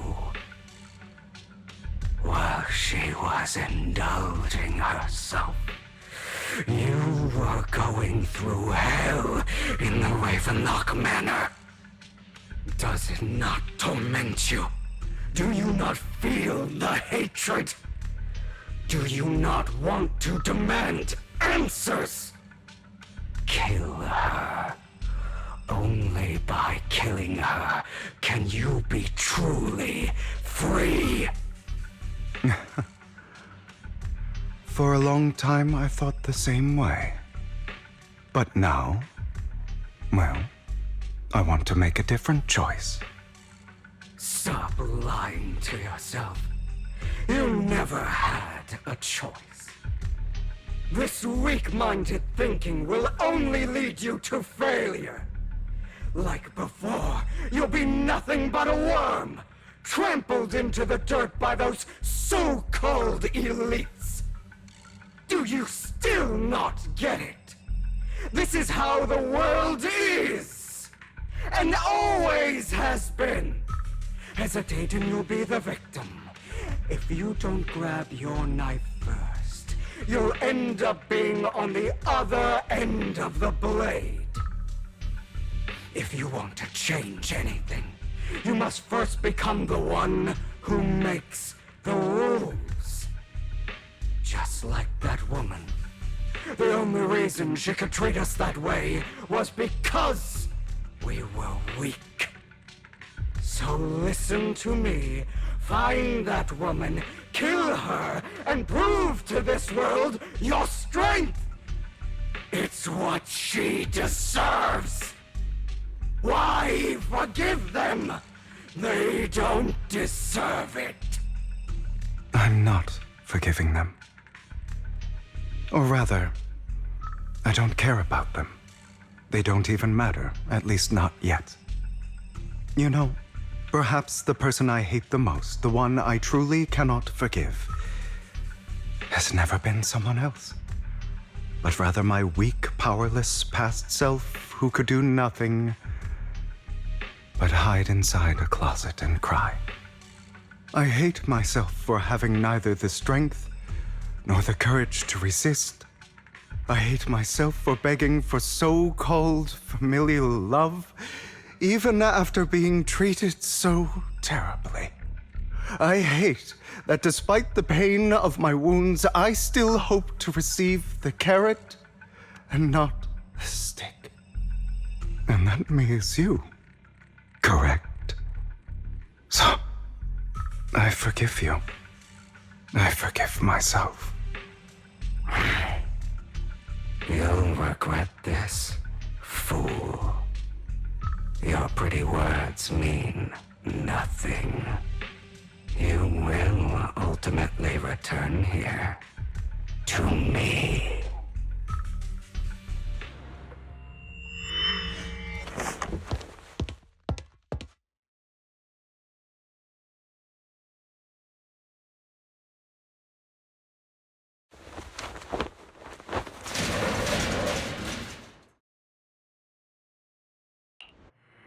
I see.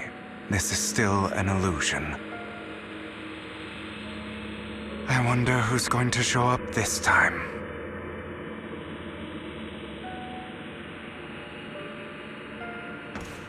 Brother! Hugo, let's play hide and seek!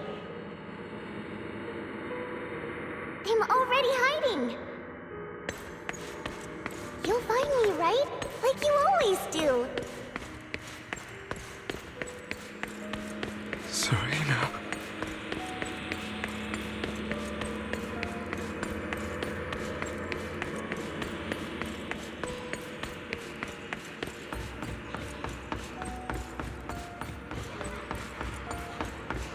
You're looking in the wrong place. I found an even better hiding spot this time. harder to find than any place you showed me.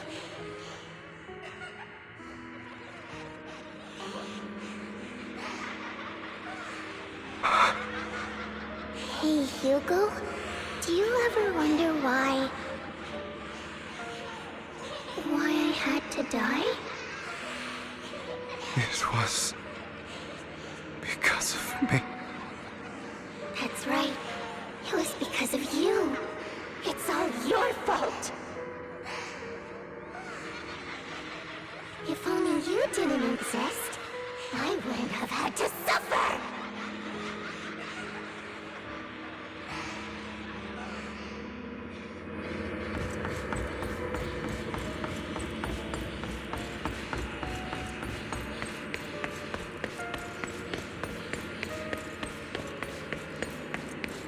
Still looking in the wrong spot.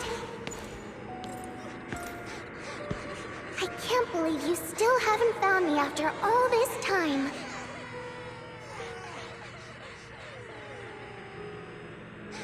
Have you forgotten about me?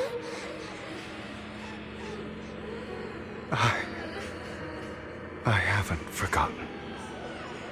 It's okay. I'll forgive you.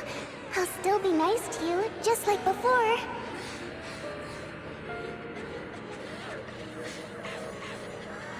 I was the only one who was ever nice to you, wasn't I? Yes. Then tell me, why do good people always suffer? Why is kindness always punished instead? Tell me, Hugo, why?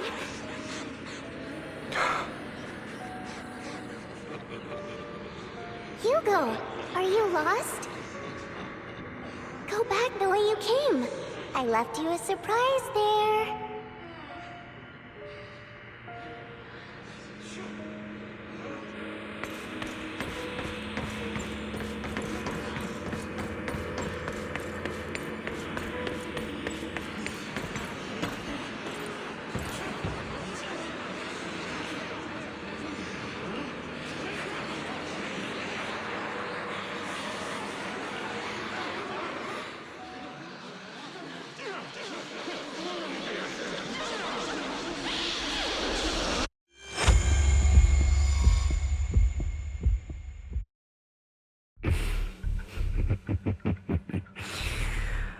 I told you that you would eventually return.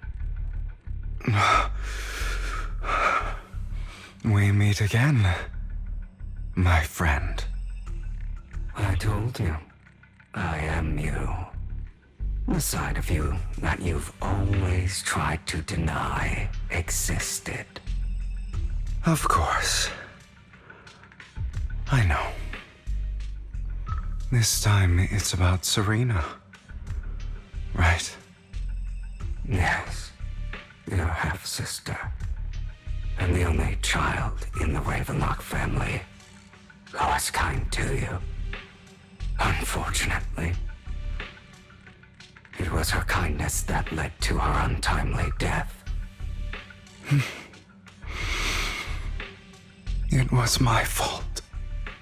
I don't like the way you blame yourself, because that means I'm to blame as well. And I don't think I did anything wrong. Your mother sold you to the Ravenlocks. And your father, he saw your talent and wanted to use you to push the other children into competing with each other. My brothers and sisters wanted to get rid of me from the moment they first saw me. In their eyes, you were no more than a slave. But Serena dared to treat you, a slave, as if you were human. And so, she was fated to die. They tried to kill me many times, but I was careful, and they did not succeed. So they killed Serena, who was weaker, an easier target, and pinned everything on you. Serena died in your place. Those cruel brats thought that by reporting this to Father, they could use it to get rid of you, a rival who threatened their positions. Yet, not only did Father not blame you for the incident, he praised you for it. In this world, only the ruthless, cruel, and merciless can stand at the top. And that's exactly what you managed to live up to, no? You found a perfect opportunity thereafter to catch the ringleader of the group who framed you and almost beat him to death.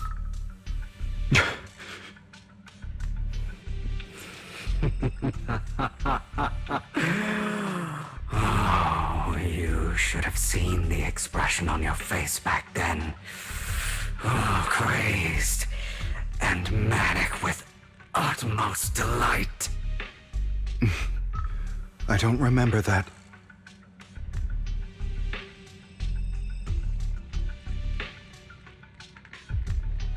Here you go again, trying to deny your desires. Deep down inside, you've always wondered, asking yourself why these evil people never got the punishment they deserved. Why the world is so unfair. Don't you want to rip them to shreds? Just like that day when you beat that boy's face into the dirt until he was barely recognizable. His disgusting blood staining your fists. Recall your exhilaration, your cathartic release of rage, that outpour of hatred. That victory belongs to you. You deserve it. Those brothers and sisters of mine are all dead. I cannot take revenge against the long deceased. They died by Hartman's hand, dying in the power struggle to become the Ravenlock family's heir, rather than by our scythe. Boring. Boring? I find it hilariously ironic. Children who would murder their own kin for scraps of power dead at the hand of their uncle who followed their example. Is that not karma? Power struggles pitting kin against each other, betrayal, suspicion, and hatred between people of the same blood. It's like a curse written into the Ravenlock family's genes. Laughably stupid. Don't forget, my dear, that the same blood flows through your veins.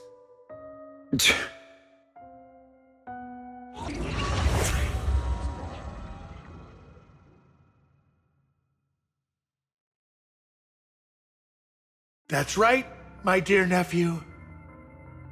No matter how much you deny it, the blood of the Ravenlock family flows through your veins. Survival of the fittest. Only the strongest deserve to live. Only the strongest deserve to rule. This is the path of success that has led the Ravenlock family to victory countless times.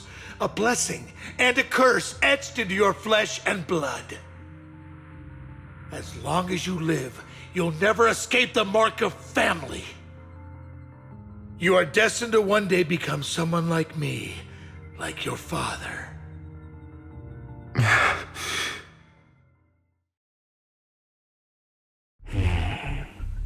Is that fear I sense? I can see you trembling. Why does the Ravenlock bloodline terrify you so? I won't become Never. You won't become a failure like him. So relax. Our power eclipses him, and so does our ambition. So, do not deny your own desires. Do not resist your own ambition. This is the talent you were born with. The best gift fate has ever given you. Admit it. Deep within your heart lies a spark, yearning to ignite a raging inferno that will burn everything down. And I am that spark.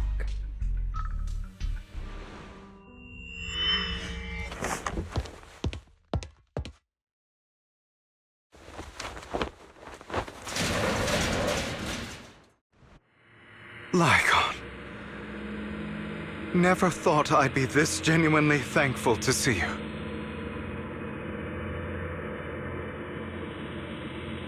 Seeing you means this never-ending nightmare is finally over, right?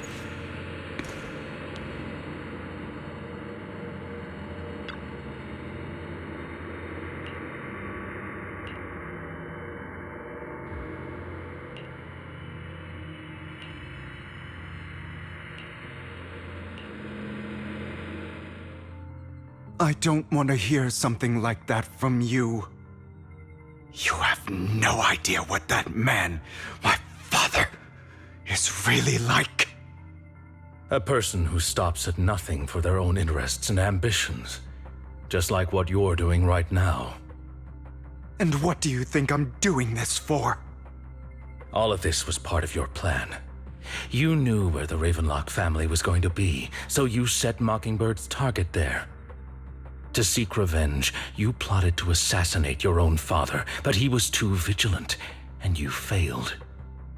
After almost being assassinated, your father was furious and locked everyone in the hall, but was unable to find the assassin. And what a coincidence that a hollow disaster just occurred in the vicinity. So he used it to eliminate all the unfamiliar faces there, turning them into victims of the hollow, an easy feat for the Ravenlock family. So, the one who killed innocents was my father, not me. You knew what choice an extremist like him would make, and you used the chaos to once again attempt an assassination. This time you succeeded. You killed your own father at the cost of innocent lives. Admit it, Hugo. You don't care about anyone else. The only thing you care about is your revenge. How is that any different from your father? Enough. I'm tired. I may hate him for betraying me, but he wouldn't say something like that. What? You aren't Lycaon. You're the other me, hidden deep within my heart.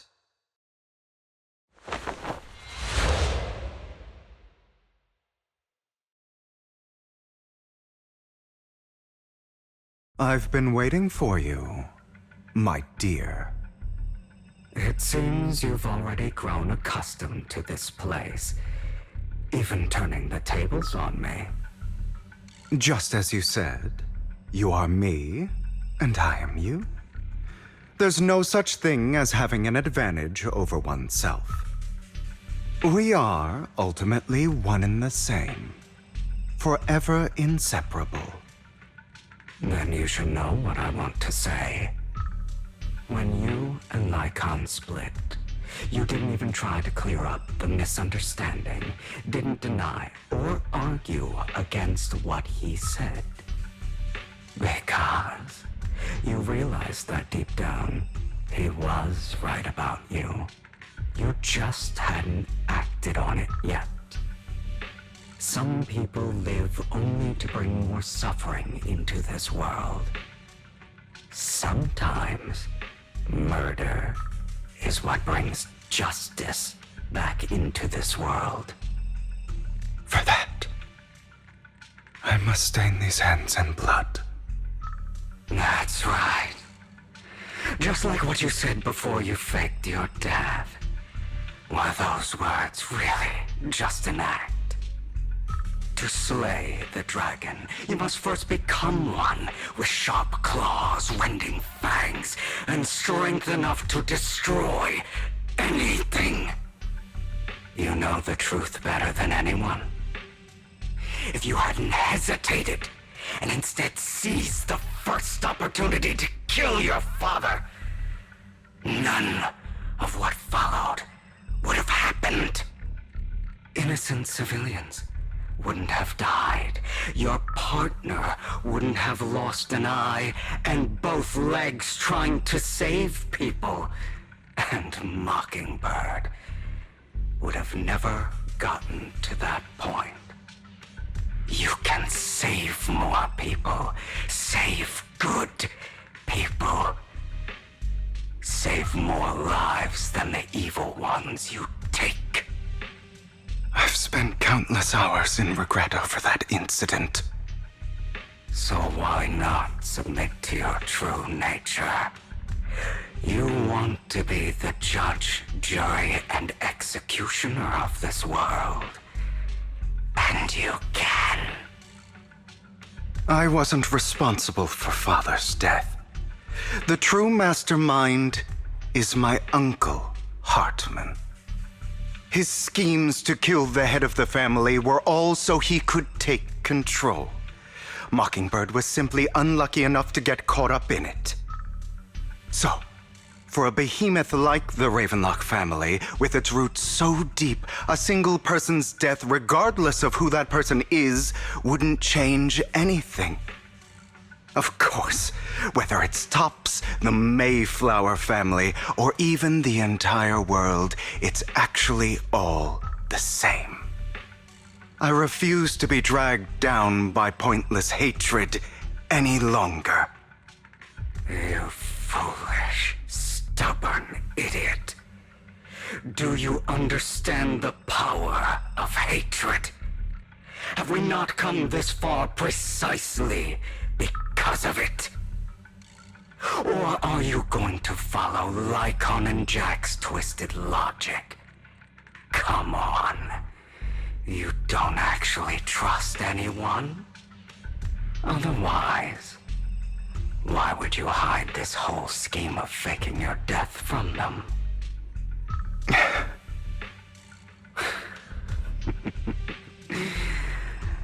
You've built an impenetrable wall around your heart, keeping everyone out.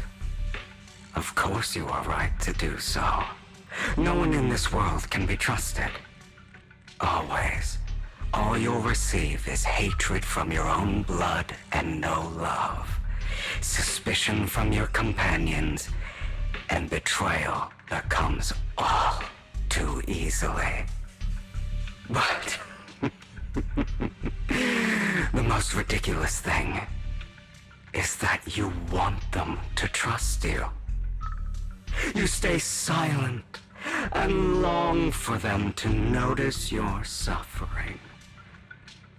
You yearn for your companion's understanding and trust. Idiot.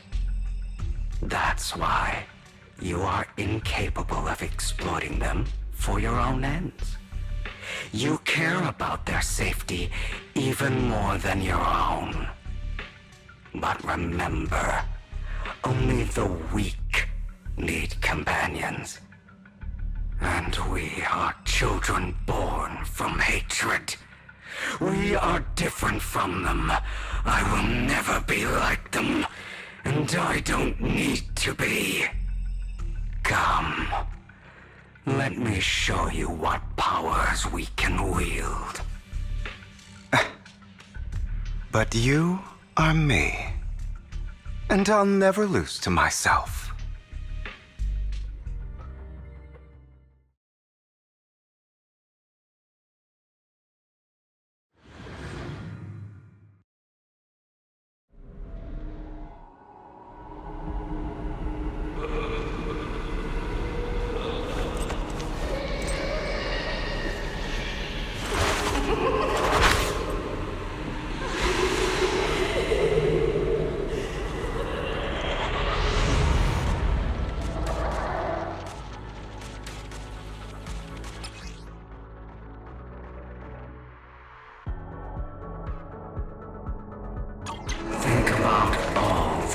injustice you've suffered.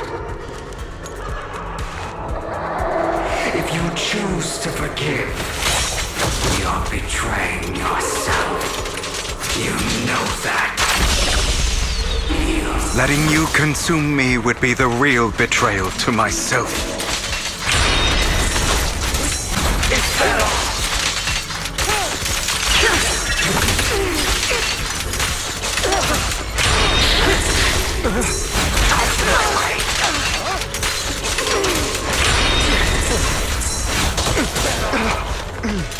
I have you now. You're just afraid to admit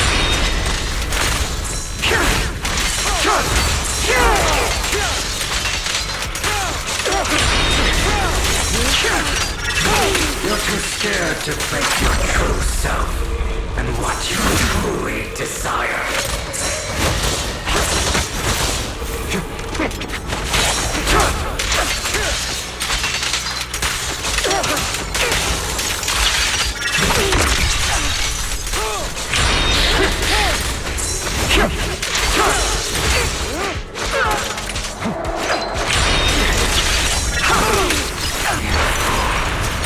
Are you trying to kill me?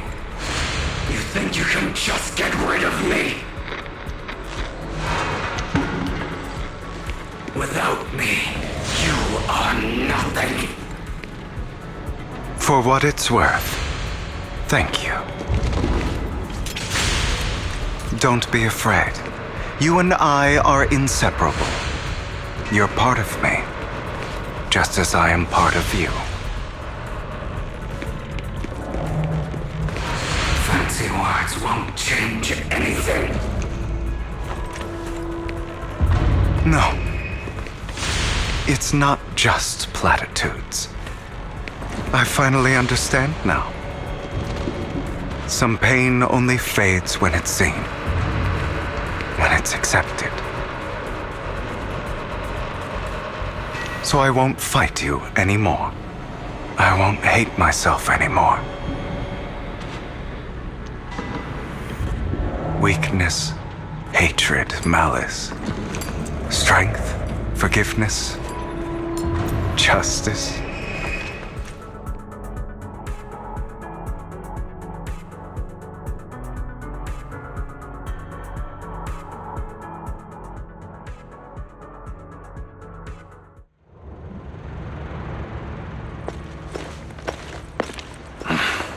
Hugo, it's time.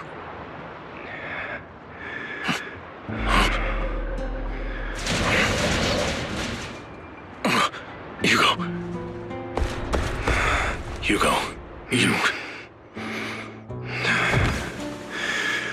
Did I scare you? I made it through. I won.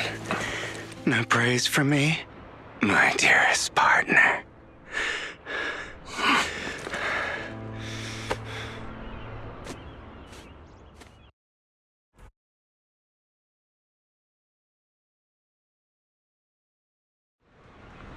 This is just like what I saw in my dream. I guess there are still some lingering side effects.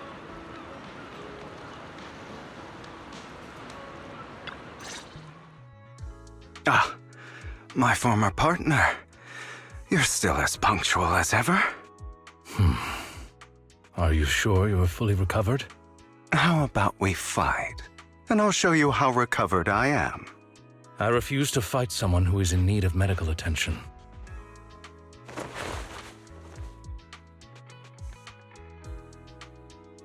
How thoughtful. I'm touched. Or perhaps is this simply part of Victoria Housekeeping's professional care? I'd rather you not starve to death.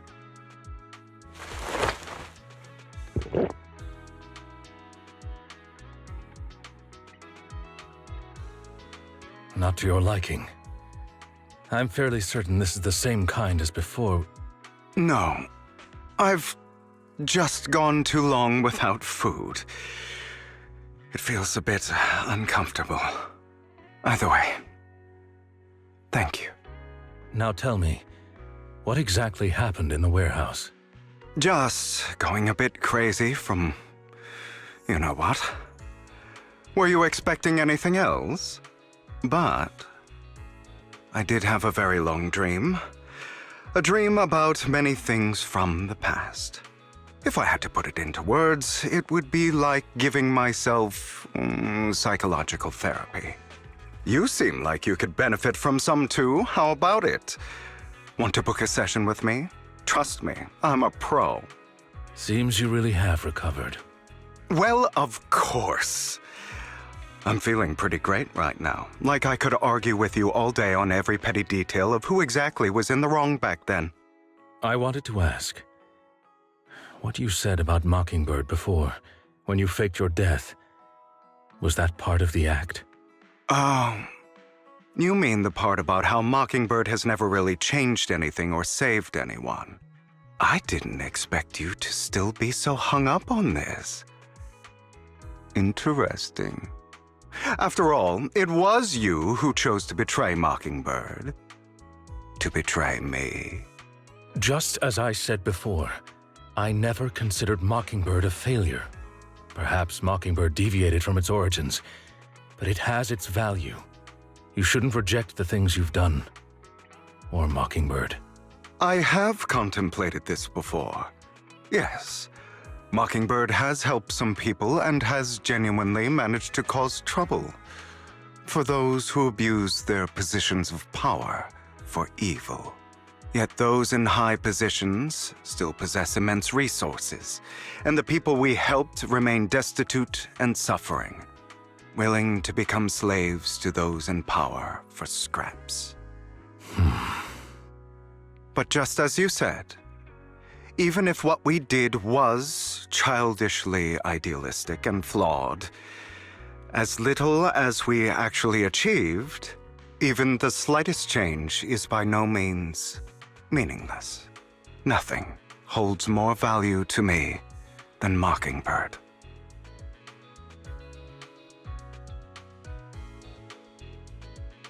All right, let's catch up later. I still have things to do and need to wrap up my plan. I thought you would rest up first. As much as I would prefer that. My dear uncle and the Exaltus fanatics likely would not give me such an opportunity. If all has gone to plan, the fish will have taken the bait already. And if everything goes very well, I'll soon have solid evidence of the Ravenlock family's crimes. Well then, thank you for your assistance, former partner. Let's part ways here. I'll go with you. Lycaon, surely you don't think that because I just recovered, I'm too weak to deal with those useless fools. Hartman's actions will disturb the safety of New Eridu. As I serve the mayor, I should intervene. Very well, whatever. Let's go. And don't slow me down.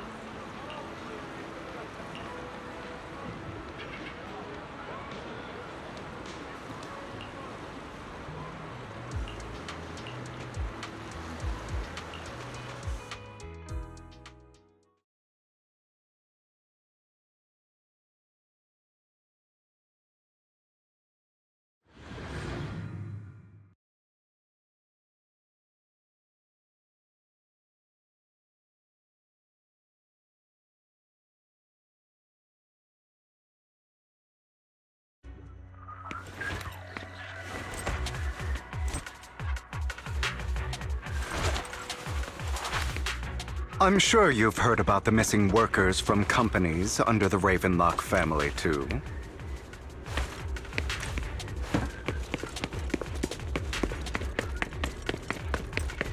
I know where they are. Those are Ravenlock's men. The workers with them are the victims who were tricked into going into the Hollow. Oh, what a coincidence. Understood. Come on, let's get them out of here.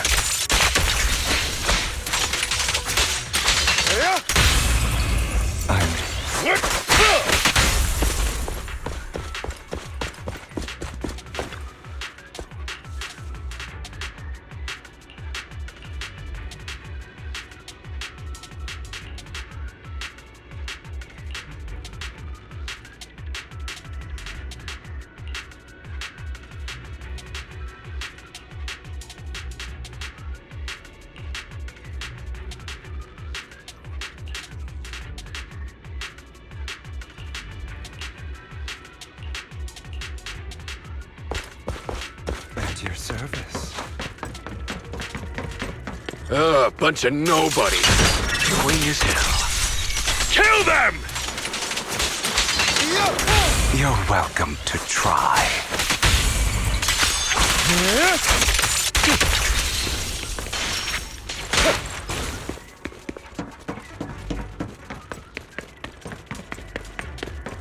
More workers here. And quite a lot of them.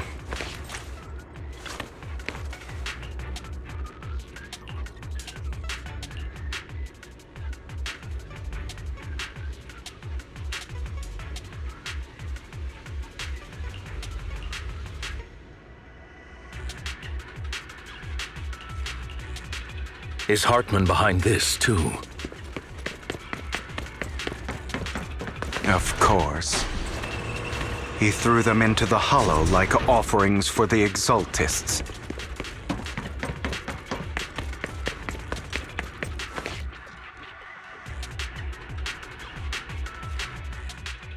There's more over there. Let's hurry. It's different this time. Don't rush in. Let's listen in on what they're saying first. I still need more direct evidence to ensure the plan is absolutely foolproof. The compensation you promised. It's all real, right? All we have to do is follow you into the Hollow for some simple tasks, and you'll give us a huge sum of dennies. It sounds real suspicious. Shut your trap. You keep yapping and asking questions. If this is all so suspicious, why were you so eager to sign up for it? Because I don't have a choice. My daughter was previously caught in the Hollow disaster and suffered severe corruption. The treatment costs have completely drained our family's savings. So that's why... It's the same for me. A serious illness at a senior age. I need the money. Who would risk taking a job like this unless they were desperate? I'll do it. No matter how suspicious. As long as I can get paid, I'll do anything. Even risk my life! Wait, you people from the Ravenlock family, you're part of a big company in Tops. You wouldn't go back on your word, right? Don't worry, you'll get every denny you were promised. But before we start, you all need to take this medicine first.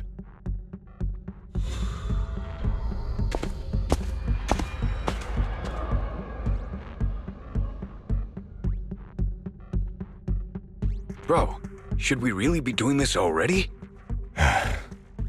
These workers keep talking. We're wasting time like this. And the sooner they take it, the sooner it'll be over. Consider it an early release for them. What? You didn't say anything about having to take pills before. Look, this is good stuff, all right? It'll increase your ether aptitude. There's tons of people who'd kill for something like this. Exactly! You'll be working in the Hollow for several hours. This is essential medication. You have to take it before we continue. If you refuse, then you can forget about the job. Of course, You won't receive the compensation either.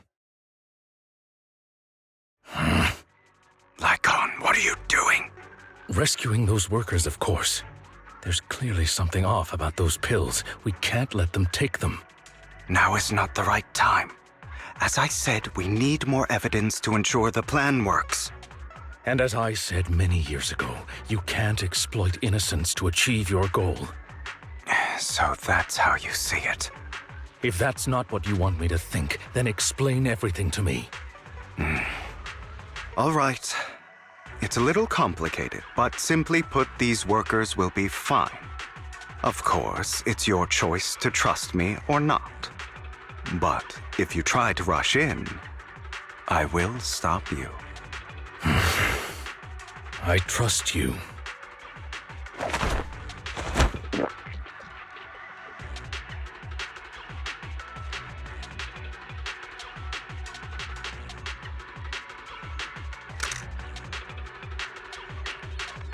All right.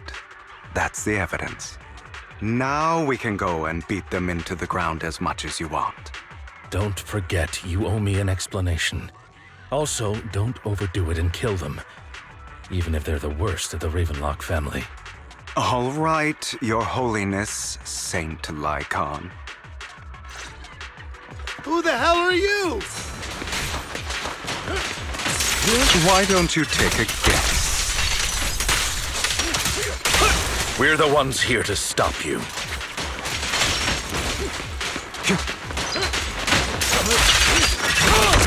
Your legs? How are they feeling? I'm fine. To be honest, I think I prefer the way you used to fight. Prostrate yourself. You had a lot more aggression. I've merely learned to control my strength.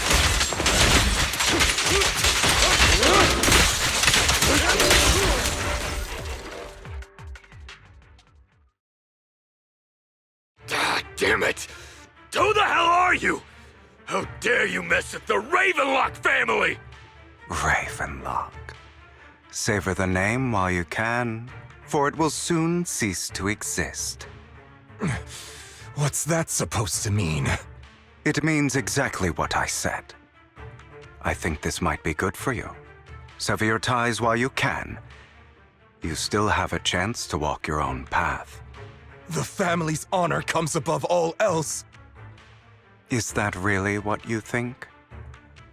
I saw the compassion on your face just now.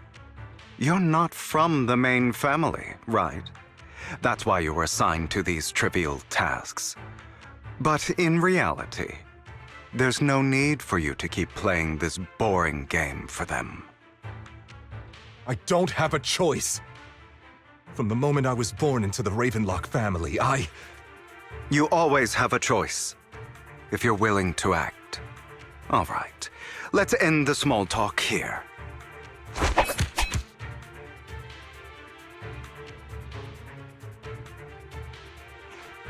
Don't worry, Lycaon. I didn't hit them too hard, just enough to keep them quiet.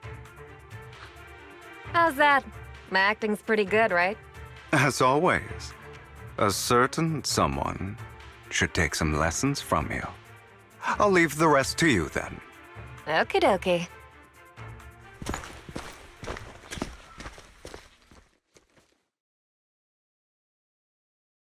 Okay, now can you tell me exactly what's going on here? As you can see, that worker just now was actually an informant of mine. The pills were swapped out with vitamin tablets. Outside of this batch, some workers have already taken the actual substance Hartman has. But rest assured, the antidote for it is already in development. I found the best in the field to help, and with the data I collected before, we should have results soon. I wanted to ask. The reason you decided to lock yourself in a room and endure the effects of the drug, besides getting evidence, it was also to collect data on this drug in order to create an antidote, correct? It seems you're not completely beyond hope. I thought you were just being stubborn. Sometimes I wonder if you know me at all. Then, I have one last question. Why did you never tell me any of this back then? The truth is, I heard everything. That entire conversation between you and Jack. Before he passed away in that small attic. When Jack called you aside and gave you those warnings. When he told me you might go down the wrong path? That's right. You never said anything.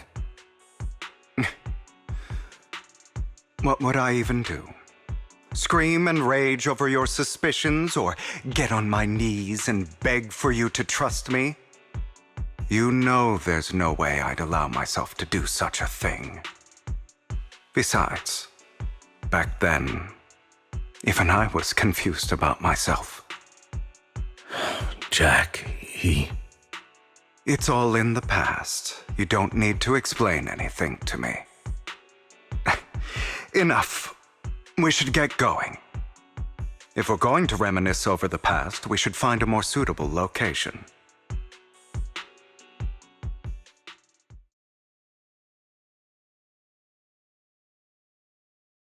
Lycaon? That incident back then. I didn't do it. It was a scheme Hartman devised to take over the family. It was Hartman who killed my father, too.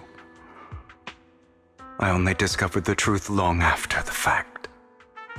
I did indeed attack my father, and I thought he was dead. But he wasn't.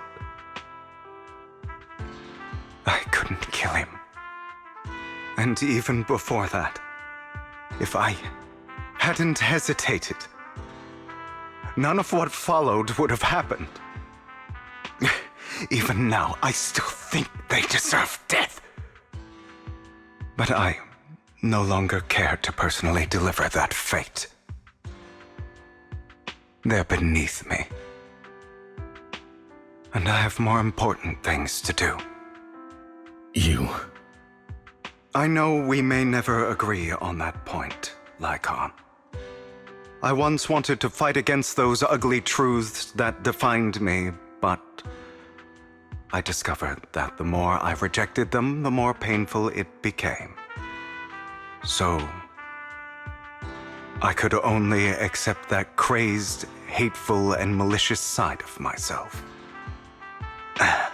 As long as I know I will never become like my father, like Hartman, that is enough for me. You've changed. But I think that might be a good thing. Don't patronize me. You've changed a lot too, compared to before. I still disagree with Jack's words, and I won't forgive your betrayal. I will walk the path I believe is right, even if I must tread over thorns and through the mud. But I will also allow you to walk your own path, Lycaon. Should I say thank you? You're welcome. Come to think of it, we haven't talked about your legs and eye. It was just an accident, not your fault. I'm doing well now. I hope you are too. On the contrary, perhaps I should be the one apologizing. I misjudged you. I used to think you wanted power, that everything you did was for your own ambitions. I thought you wanted the power to pass judgment on all in this world, like a god. I am a god. I am my own god. Or you could say that in this world, everyone is their own god. There are many things that we are powerless to change. But there are also many choices we can make. Just as I said before, I am the only one who can kill me or save me. I'm glad you think that way. Let's go. I still have one last thing to do. to witness the end of Ravenlock.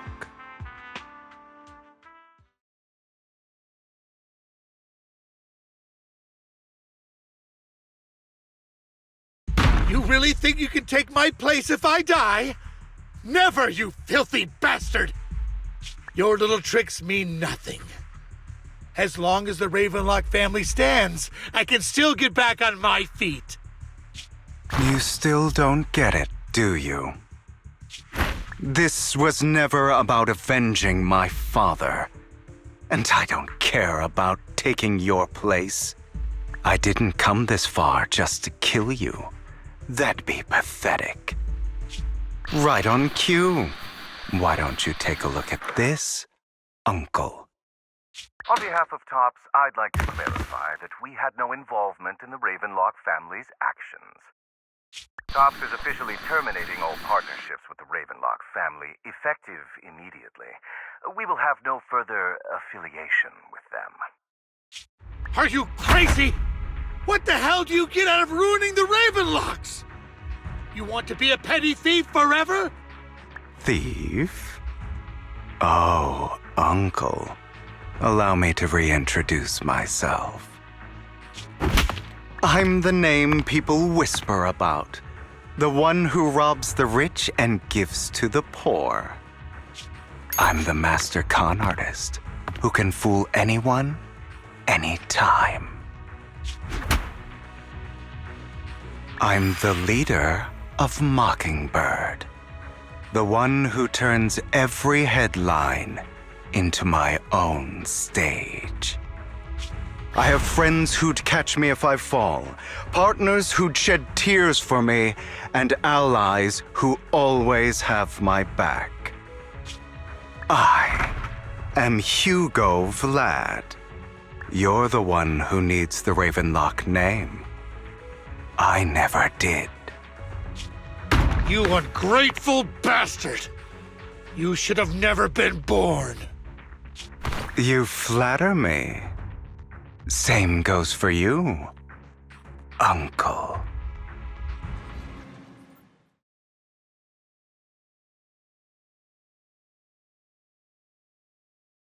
You've done well, Vivian. You had better give me an explanation. And here I thought this would be a touching reunion. What's with all the anger? Hugo, I'm a member of Mockingbird too, and I mourned your death. Listen, Vivian. I don't want you or the people you cherish to get caught up in danger because of me. I've always been selfish, so I don't hesitate to use you all as variables in my plans. But it is because I am selfish that I also don't want my failures to affect my treasured companions.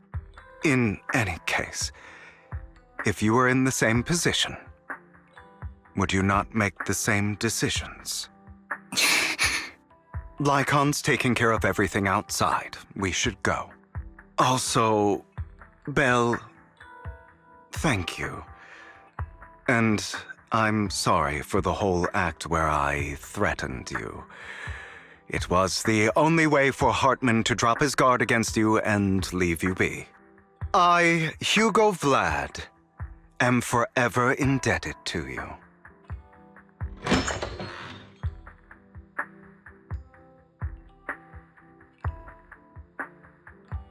Master Proxy, although it is late, there is some important intel that I must give you now. So, Lycaon, you knew about Hugo's plan to fake his death? I was simply playing along. After all, I could not determine whether Hugo's plan would pose a threat to you. You are a student of the mayor's late friend, and I am obligated to protect you. You still have that habit of finding awkward excuses when you're embarrassed. Mr. Hugo Vlad, if you have any important intelligence to share, please do so with haste. I need to return to rest before midnight.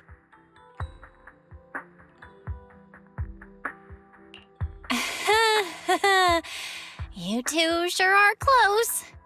For the sake of a certain old fossil's sleep schedule, I'll keep it brief.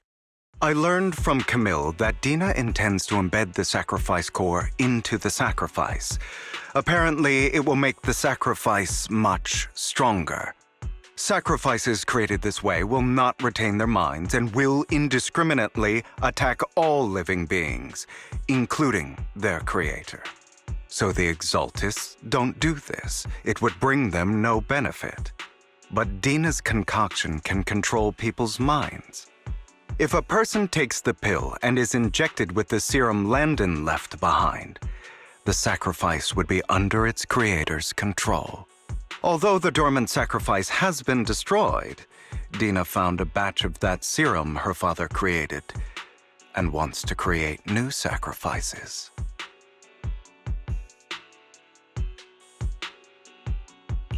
Never mind the sacrifice. Hartman's sacrifice core is a fake. We don't know where the real one's gone. The real core has always been here. Here? In Lord Phaethon's video store?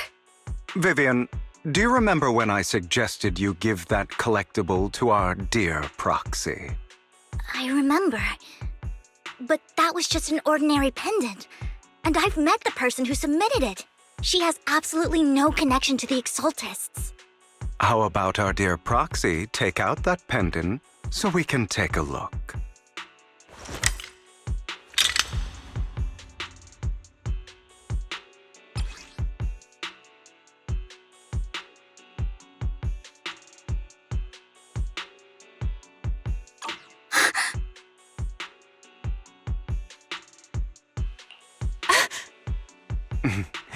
I'll take your surprised expressions as a compliment for my little trick.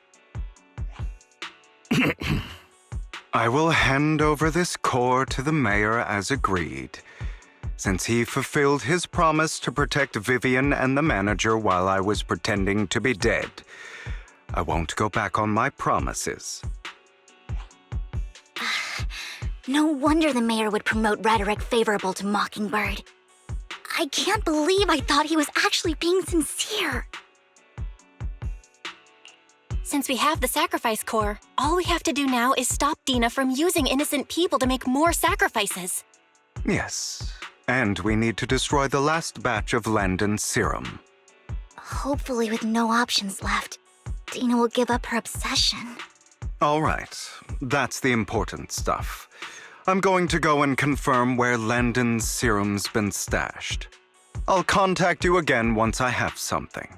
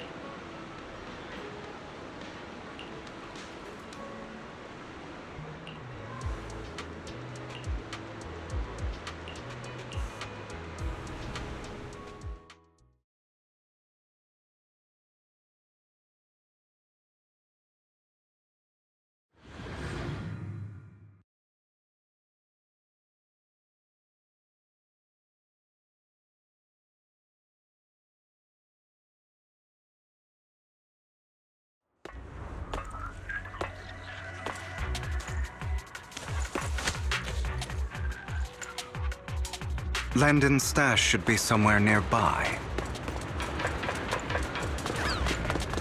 I did some digging. Some of the missing workers were brought here too.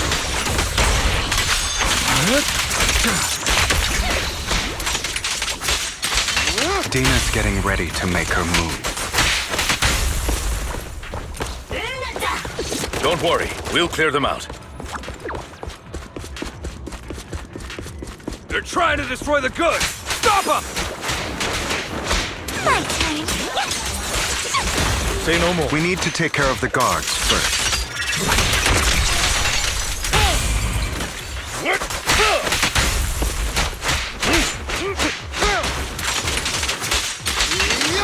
Some of the serum is stored in this warehouse.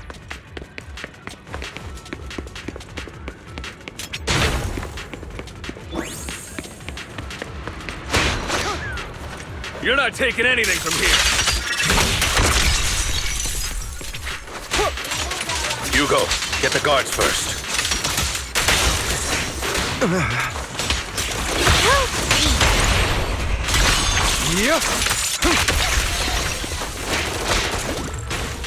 You just stepped into your own grave!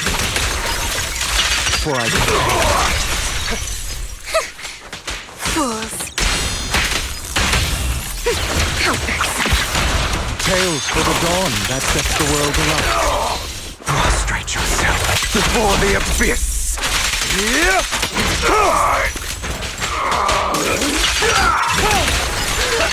I'm part of my...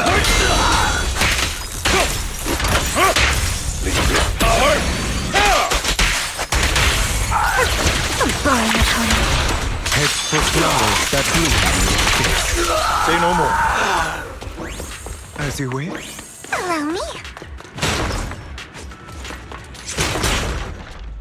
More of Landon's serum survives than expected. Fortunately, since they're still here, it means Dina hasn't executed the final step of her plan. There's likely a lot more stashed around here, and we have yet to locate the missing people. Our actions here won't go unnoticed. Perhaps they're making plans to deal with us on their side. With Landon and Dina's concoctions combined, she may be capable of creating a sacrifice that obeys her. If it comes to that, this will get far more troublesome. How about we split up? Hugo and Lycaon will destroy what remains of the substance around here, and Vivian and I will go search elsewhere. Very well. Let's go with your plan. But be careful if you encounter Dina and her people. According to Camille, she's absolutely obsessed with completing her father's dying wish. Who knows what she may try? Let's part ways here for now. And perhaps the other manager could use Eos to guide us. Sure. I've been feeling better these past few days, so just follow me. It's only now that I realize how fortunate we are to have two Lord Phaethons. Although, I feel like our work's doubled. In the past, Belle and I would only ever work on the same route. Greater power means more responsibility. And in any case, I'm sure the mayor would be able to provide double compensation. He's a very generous person, after all. Right, Lycaon? I will request additional compensation from the mayor. Compensation is just one aspect. It's one thing with Belle being in the Hollow in person, but now with us working on separate routes, I can't help but worry even more for her safety. Oh, but I trust in your abilities. I'm just not quite used to this.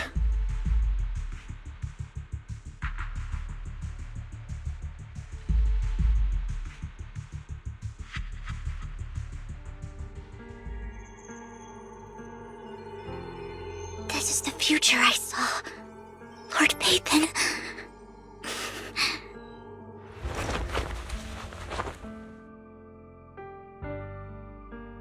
I'm sorry. This time, I will make sure the future I saw does not come to pass. I don't want to bring you misfortune. That's all I wish for.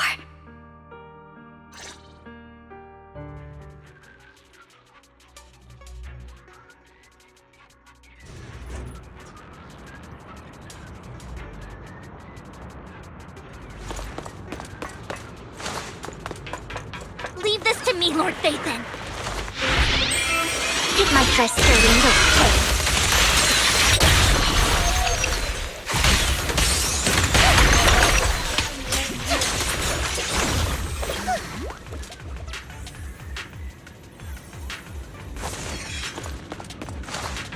Lord Phaethon, there might be more serum here.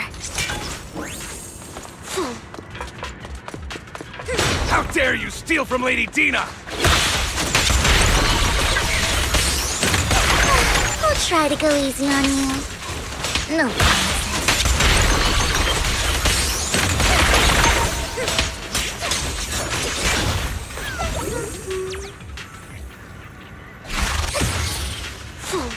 There are containers by the fissure.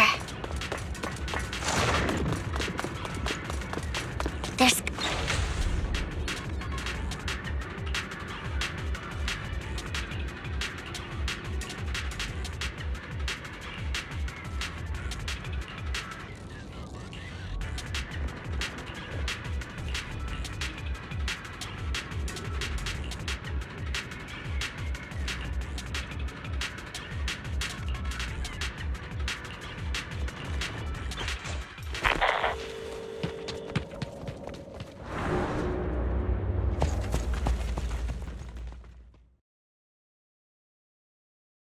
It must have been tough for you to find this place.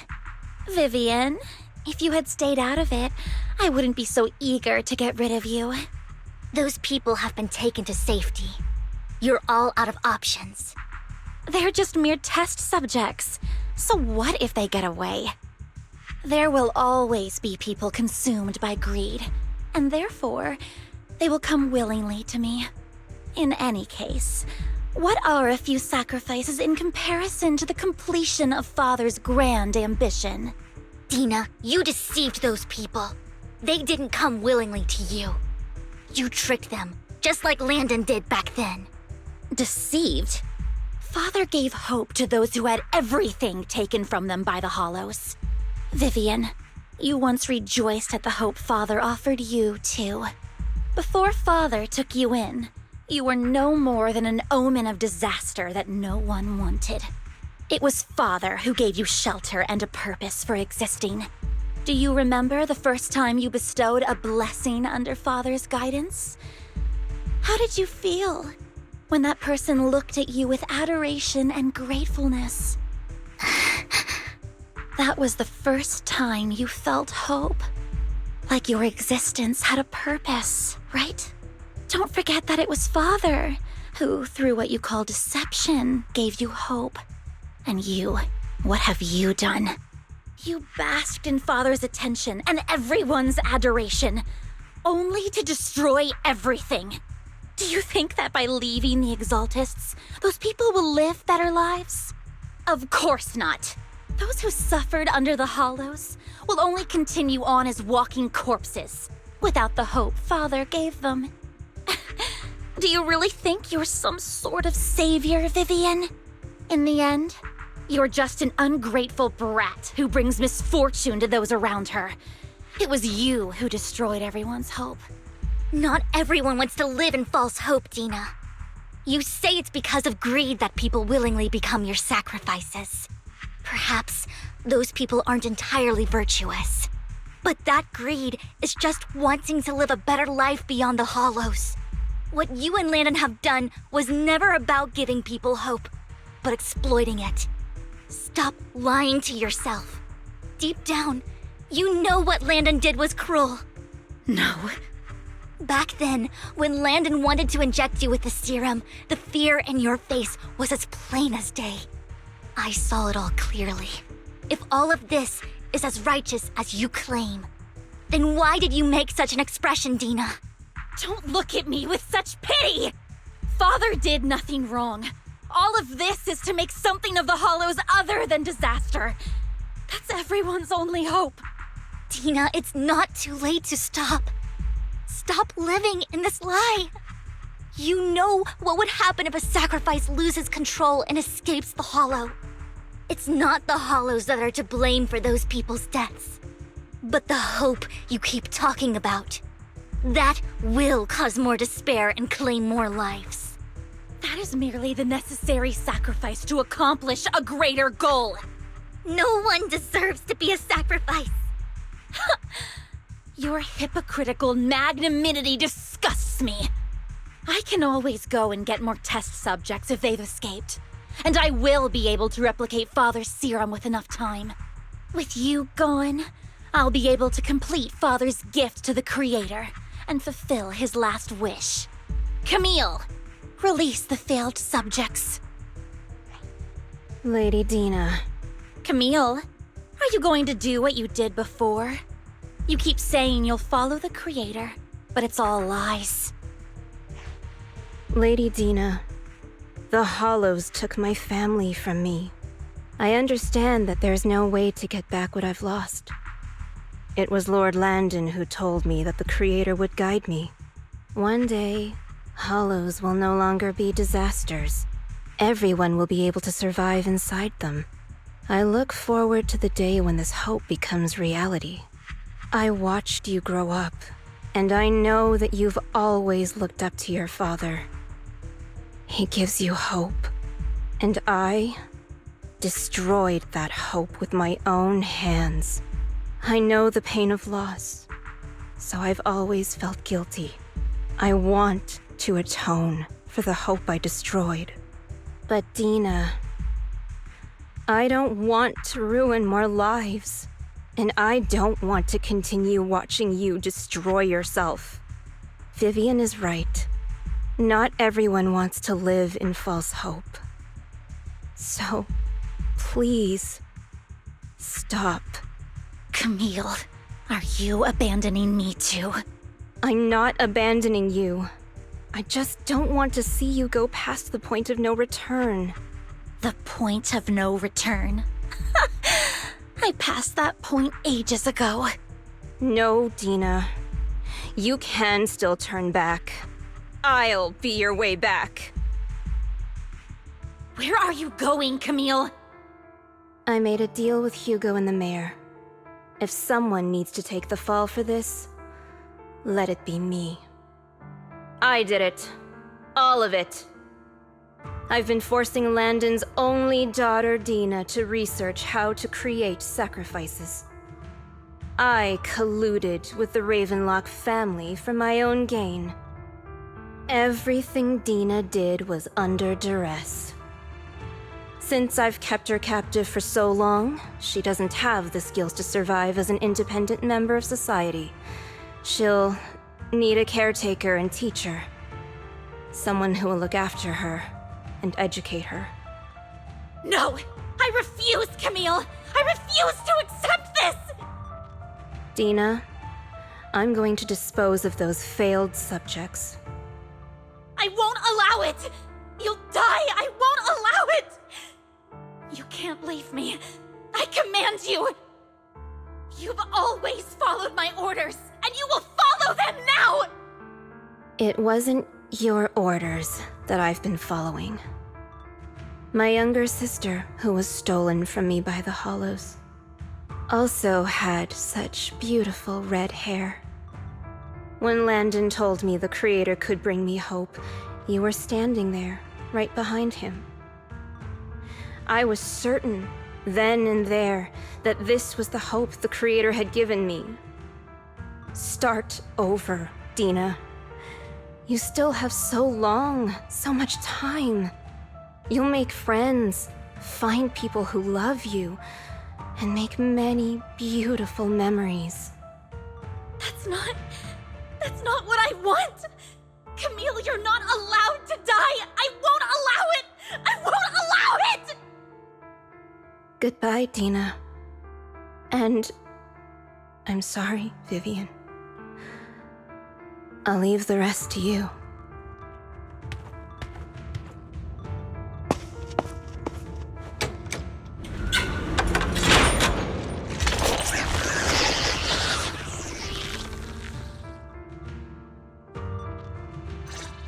Take out these ethereals first. We can't let Camille's efforts go to waste.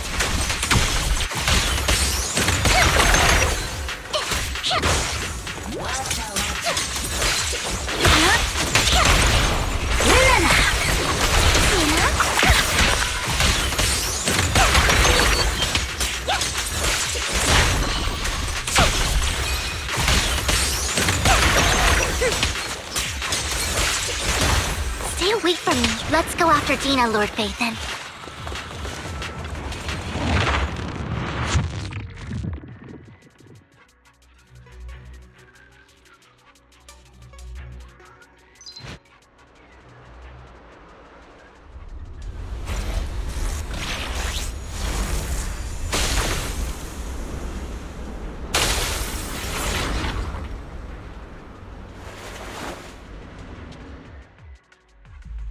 Are you satisfied now, Vivian? You were the one who brought yourself to this point. You're saying this is all my fault. Losing my father, losing Camille. I wish you had never come into my life. At first, when father brought you home, I was happy. There are so many exaltists, yet father never allowed me to get too close with any of them. I never had any friends either. But when father brought you back, he told me to take good care of you, that you were my first friend. I was also so happy the first time you took my place in helping father select a person to receive the blessing, because it meant you were different from all those other people. You could stay with me. But soon, I grew jealous. You took the attention that should have belonged to me. You even took father's love from me. It's only because of my ability that Landon... I know, but... Vivian, jealousy is something you cannot control. Of course, the same goes for fear and hatred. I was terrified that one day you would look at me and shed tears. I knew if that day ever came, father would not hesitate to force the blessing upon me. And when that day did come, I hated you for causing my father's death. Tina, you knew everything about what happened back then, so... why are you still defending Landon? And why didn't you tell me back then? If I had known earlier, maybe I could have found a way. Because... it's the only thing that makes me more special than you, no? It proves I had father's trust. I was more useful to him. Vivian, you said you wandered without a home ever since you were young, hated by anyone you encountered. You were happy to gain recognition from everyone and help father when you were among the exaltists.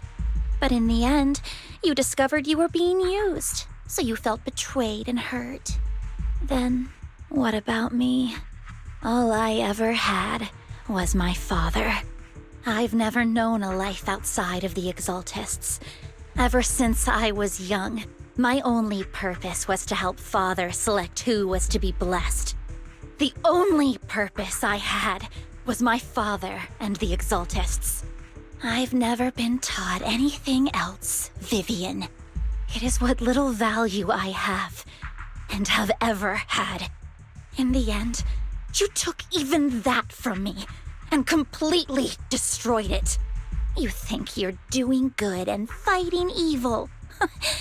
You've only managed to affect a small part of your world. But have you ever wondered if maybe that's all there is to my world? I never wanted to hurt you. You were also my first friend. And that's why I wanted to save you back then. Save me? You and Camille all talk about saving me.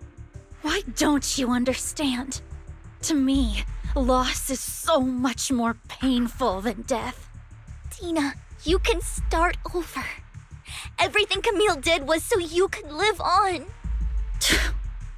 Let's leave the Hollow together. There are so many amazing places in New Eridu. This time, I'll take care of you. I've also met so many amazing people. I'm sure they'll love you too. Okay, Dina?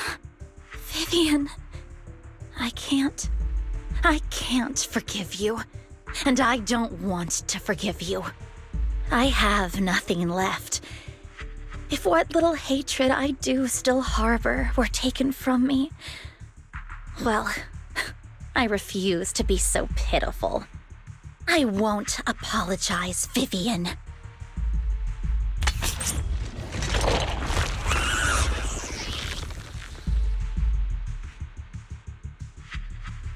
don't want to hate myself, so I can only hate you for killing my father, and hate Camille for leaving me. That's just the kind of person I am. Hateful and despicable. I refuse to owe anyone anything. I refuse to feel regret. I won't. Vivian, I will keep hating you. I will take all who are precious to you. I will also hate Camille, so I won't do as she wished and start a new life. Vivian, if you had never existed, if I had never, you would be... Lord Phaethon, please do not interfere. She was my first friend. I'm going to bid her farewell.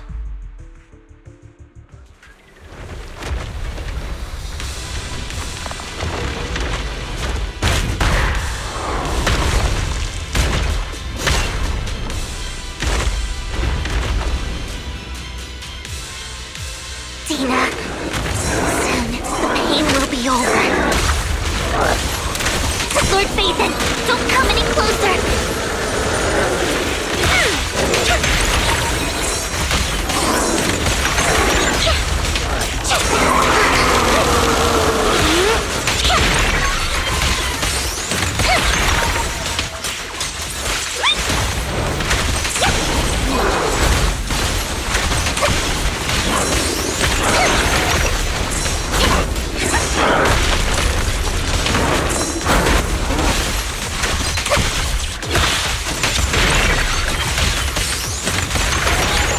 Who dares get between me and Lord Phaethon?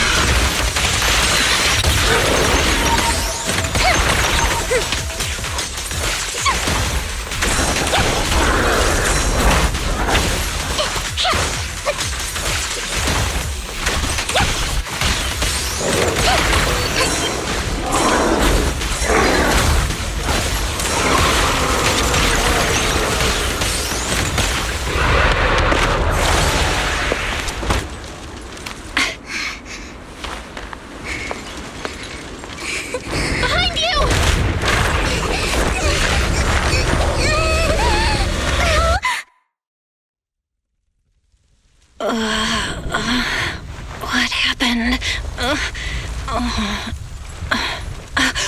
What the...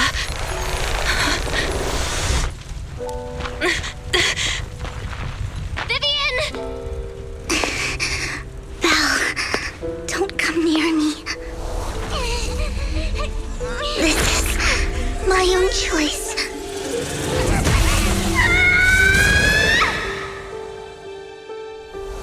I will change the fate I saw.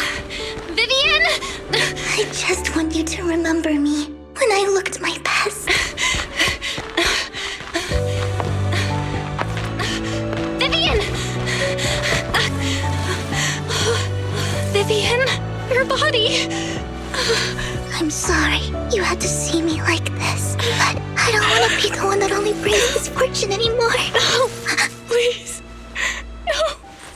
It's so warm, and the night is beautiful.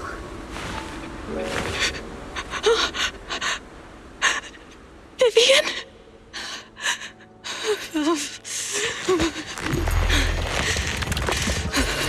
No. It can't end like this.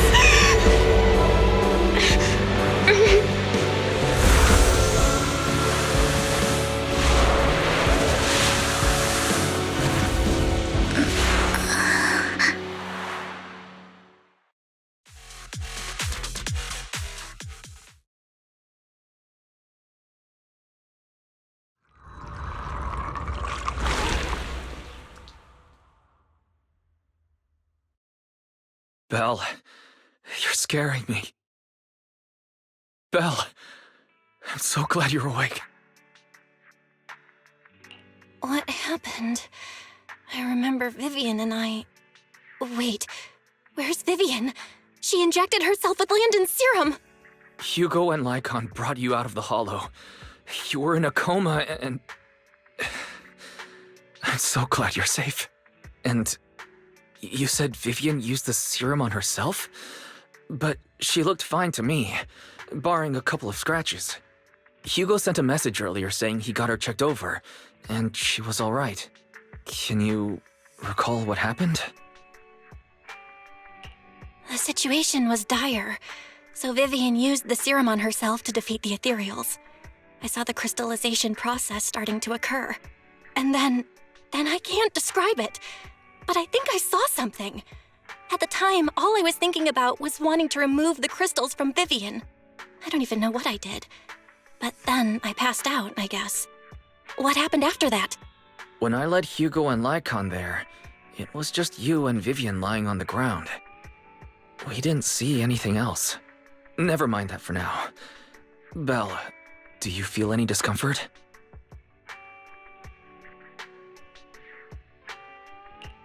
Just a bit dizzy. For tonight, just get some rest. Hugo and Vivian said they'll come over tomorrow, so we'll discuss everything then.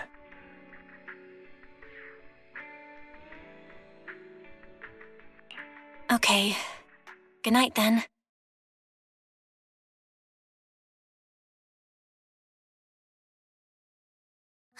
Lord Phaethon! How are you feeling? No headaches? Leg pains? Heart palpitations? Loss of appetite? Vivian? I was just so worried. Sorry. Anyway, Lord Phaethon, I'm so glad you're okay. What happened this time was all my fault. You only became an ethereal to defeat Dina. If it weren't for you, neither of us would have made it out alive. So, what happened? Belle said she saw the crystallization process start, but I didn't see anything through EOS. Hugo, Lycaon, did either of you guys see anything strange? Allow me to explain. Miss Vivian told us what happened after she awoke, and the mayor arranged a full medical checkup for her. Based on the results, Miss Vivian indeed shows mild corruption sequela. But if the crystallization process had already started, the lingering effects should be far more severe. To be precise, if the process had already reached the point of mass surface crystallization, it should have taken no time at all to become an ethereal. So, the mayor theorizes that it was the etheric energy within Master Proxy's body that affected Vivian's condition and the surrounding etheric particles, causing Vivian's corruption to recede. Essentially, corruption is a reaction between the etheric particles inside the body and in the surrounding environment. Therefore, it's not necessarily irreversible, just that currently our mainstream method of defense is prevention. How come I didn't know I had this ability? How's it even possible for me to influence other people's etheric particles?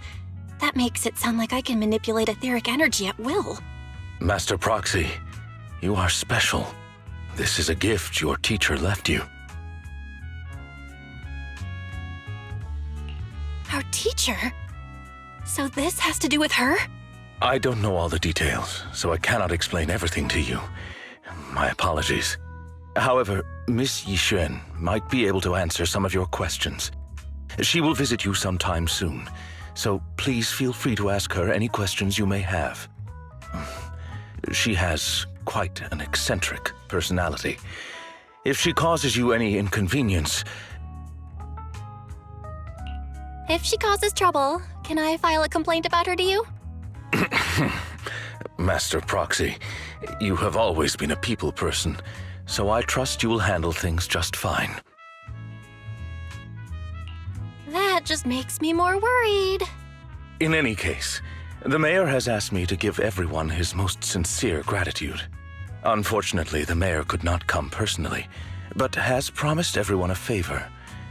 Provided it's within his means, he will offer his unconditional assistance once. There is no time limit on this favor. Unconditional, What if I wanted his position as mayor? If that is what you desire, then the mayor and his subordinates will be first in line to vote for you in the next election. As for the other votes, you'll have to work for them on your own. But should you assume office, I hope you take full responsibility for handling all day-to-day matters and lead by example. By sheer happenstance, the mayor has provided you with a copy of his current assignment, the City Waste Sorting and Processing proposal. Old fox. Well, can I request Lord Phaethon's? The mayor imagined you might ask. I have prepared all the necessary documents, and the ceremony expenses will be covered by the mayor as a gift. As long as Master Proxy agrees, we can sign and process the documents immediately. But this matter requires mutual consent and cannot involve coercion, confinement, or one party's lack of consciousness. Stop! I would never do that to Lord Phaethon! Probably. At least not today. As for you, Master Proxies, the mayor has some sense of what you desire. That said, he hopes you might speak with Miss Yixuan first before you decide the timing of that favor.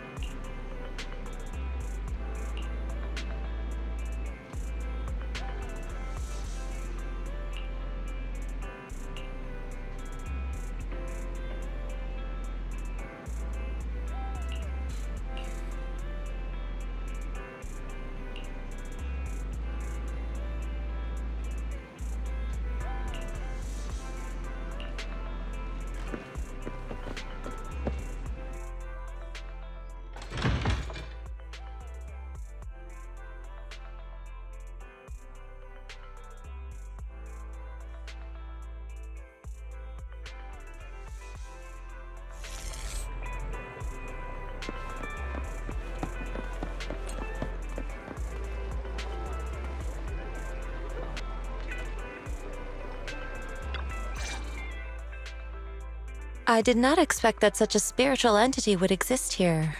It appears this street is a geomantic gem.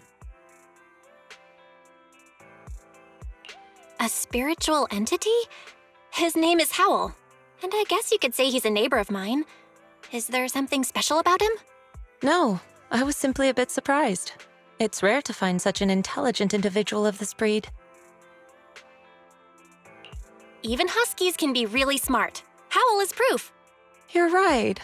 Yet, being overly intelligent comes at a price. It must stay here for prolonged periods of time, parted from its owner and unable to move about freely. Both a blessing and a curse. However, it seems quite happy. We've strayed a bit off topic. Since you're back, let's discuss our partnership.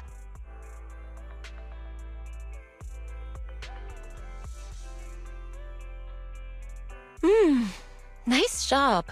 Good air circulation, excellent layout. Very suitable for a business.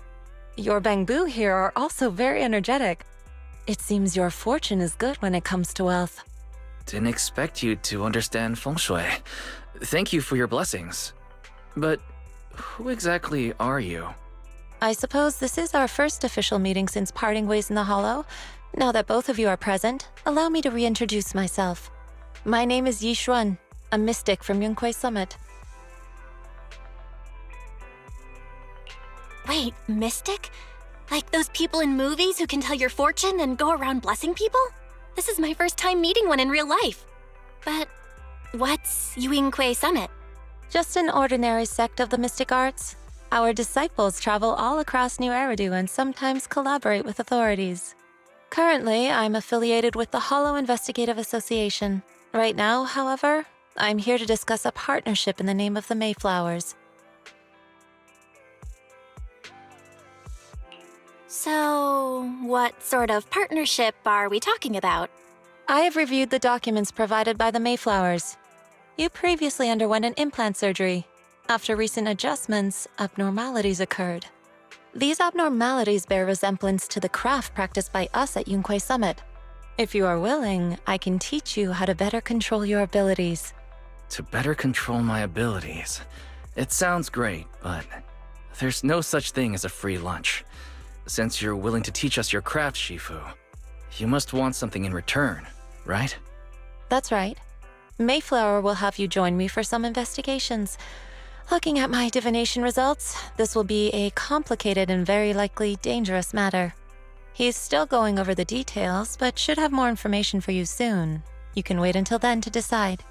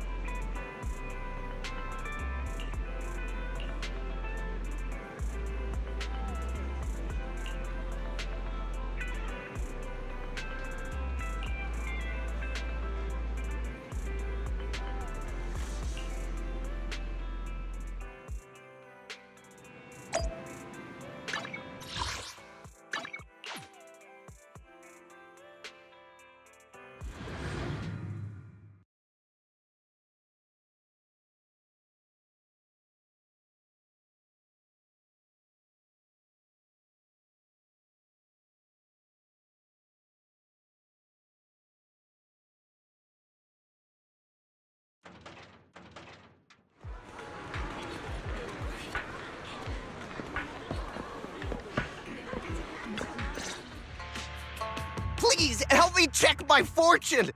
Here's my palm. Look, doesn't this thick wealth line mean I'm about to strike it rich? I've looked it over, and your fortune is decent. Huh? You barely looked at it, and you're already done? You have good fortune. What? You don't believe me? I do. Thank you so much. Next, it's my turn. Hey, wait, hey, quit cutting in line. So, this is where you were. Who are all these people? You're here, Belle? I decided to take a break. I didn't expect so many people to come seeking my divination services. Don't worry, I need no more than a simple spell to solve this matter. Fortune-telling services is 10,000 dennies per session.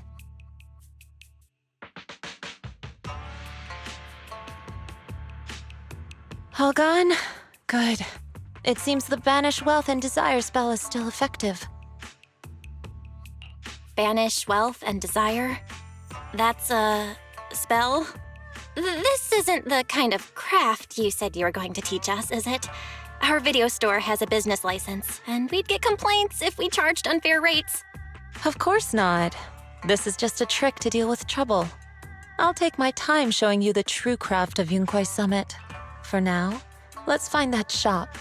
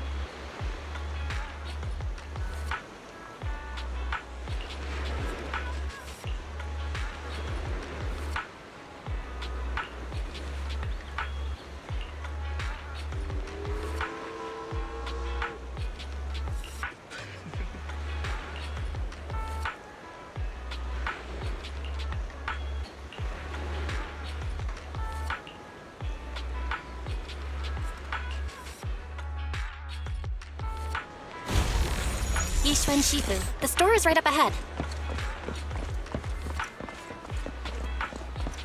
Yes, this is the place.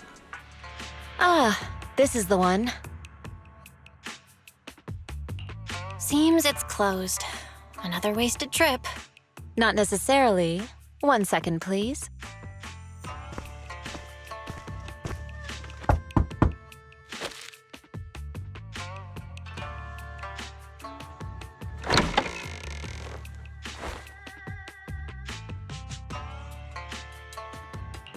Huh? Is there someone inside? Relax. The boss prefers to do business with people they know. They like their peace and quiet, so they rarely open for customers. I'm an old acquaintance and just wanted to retrieve something. What a strange private business. Shifu, what exactly are you retrieving? Just some things needed for our future investigations. You'll know in time. Really? Shifu, I feel like you're always so mysterious. Rest assured, I'm not hiding anything from you. It's simply because the correct time has not yet arrived, so there is no need to rush. Since we've already obtained what we came for, let's part ways here. There will be plenty of time in the future. We will certainly meet again.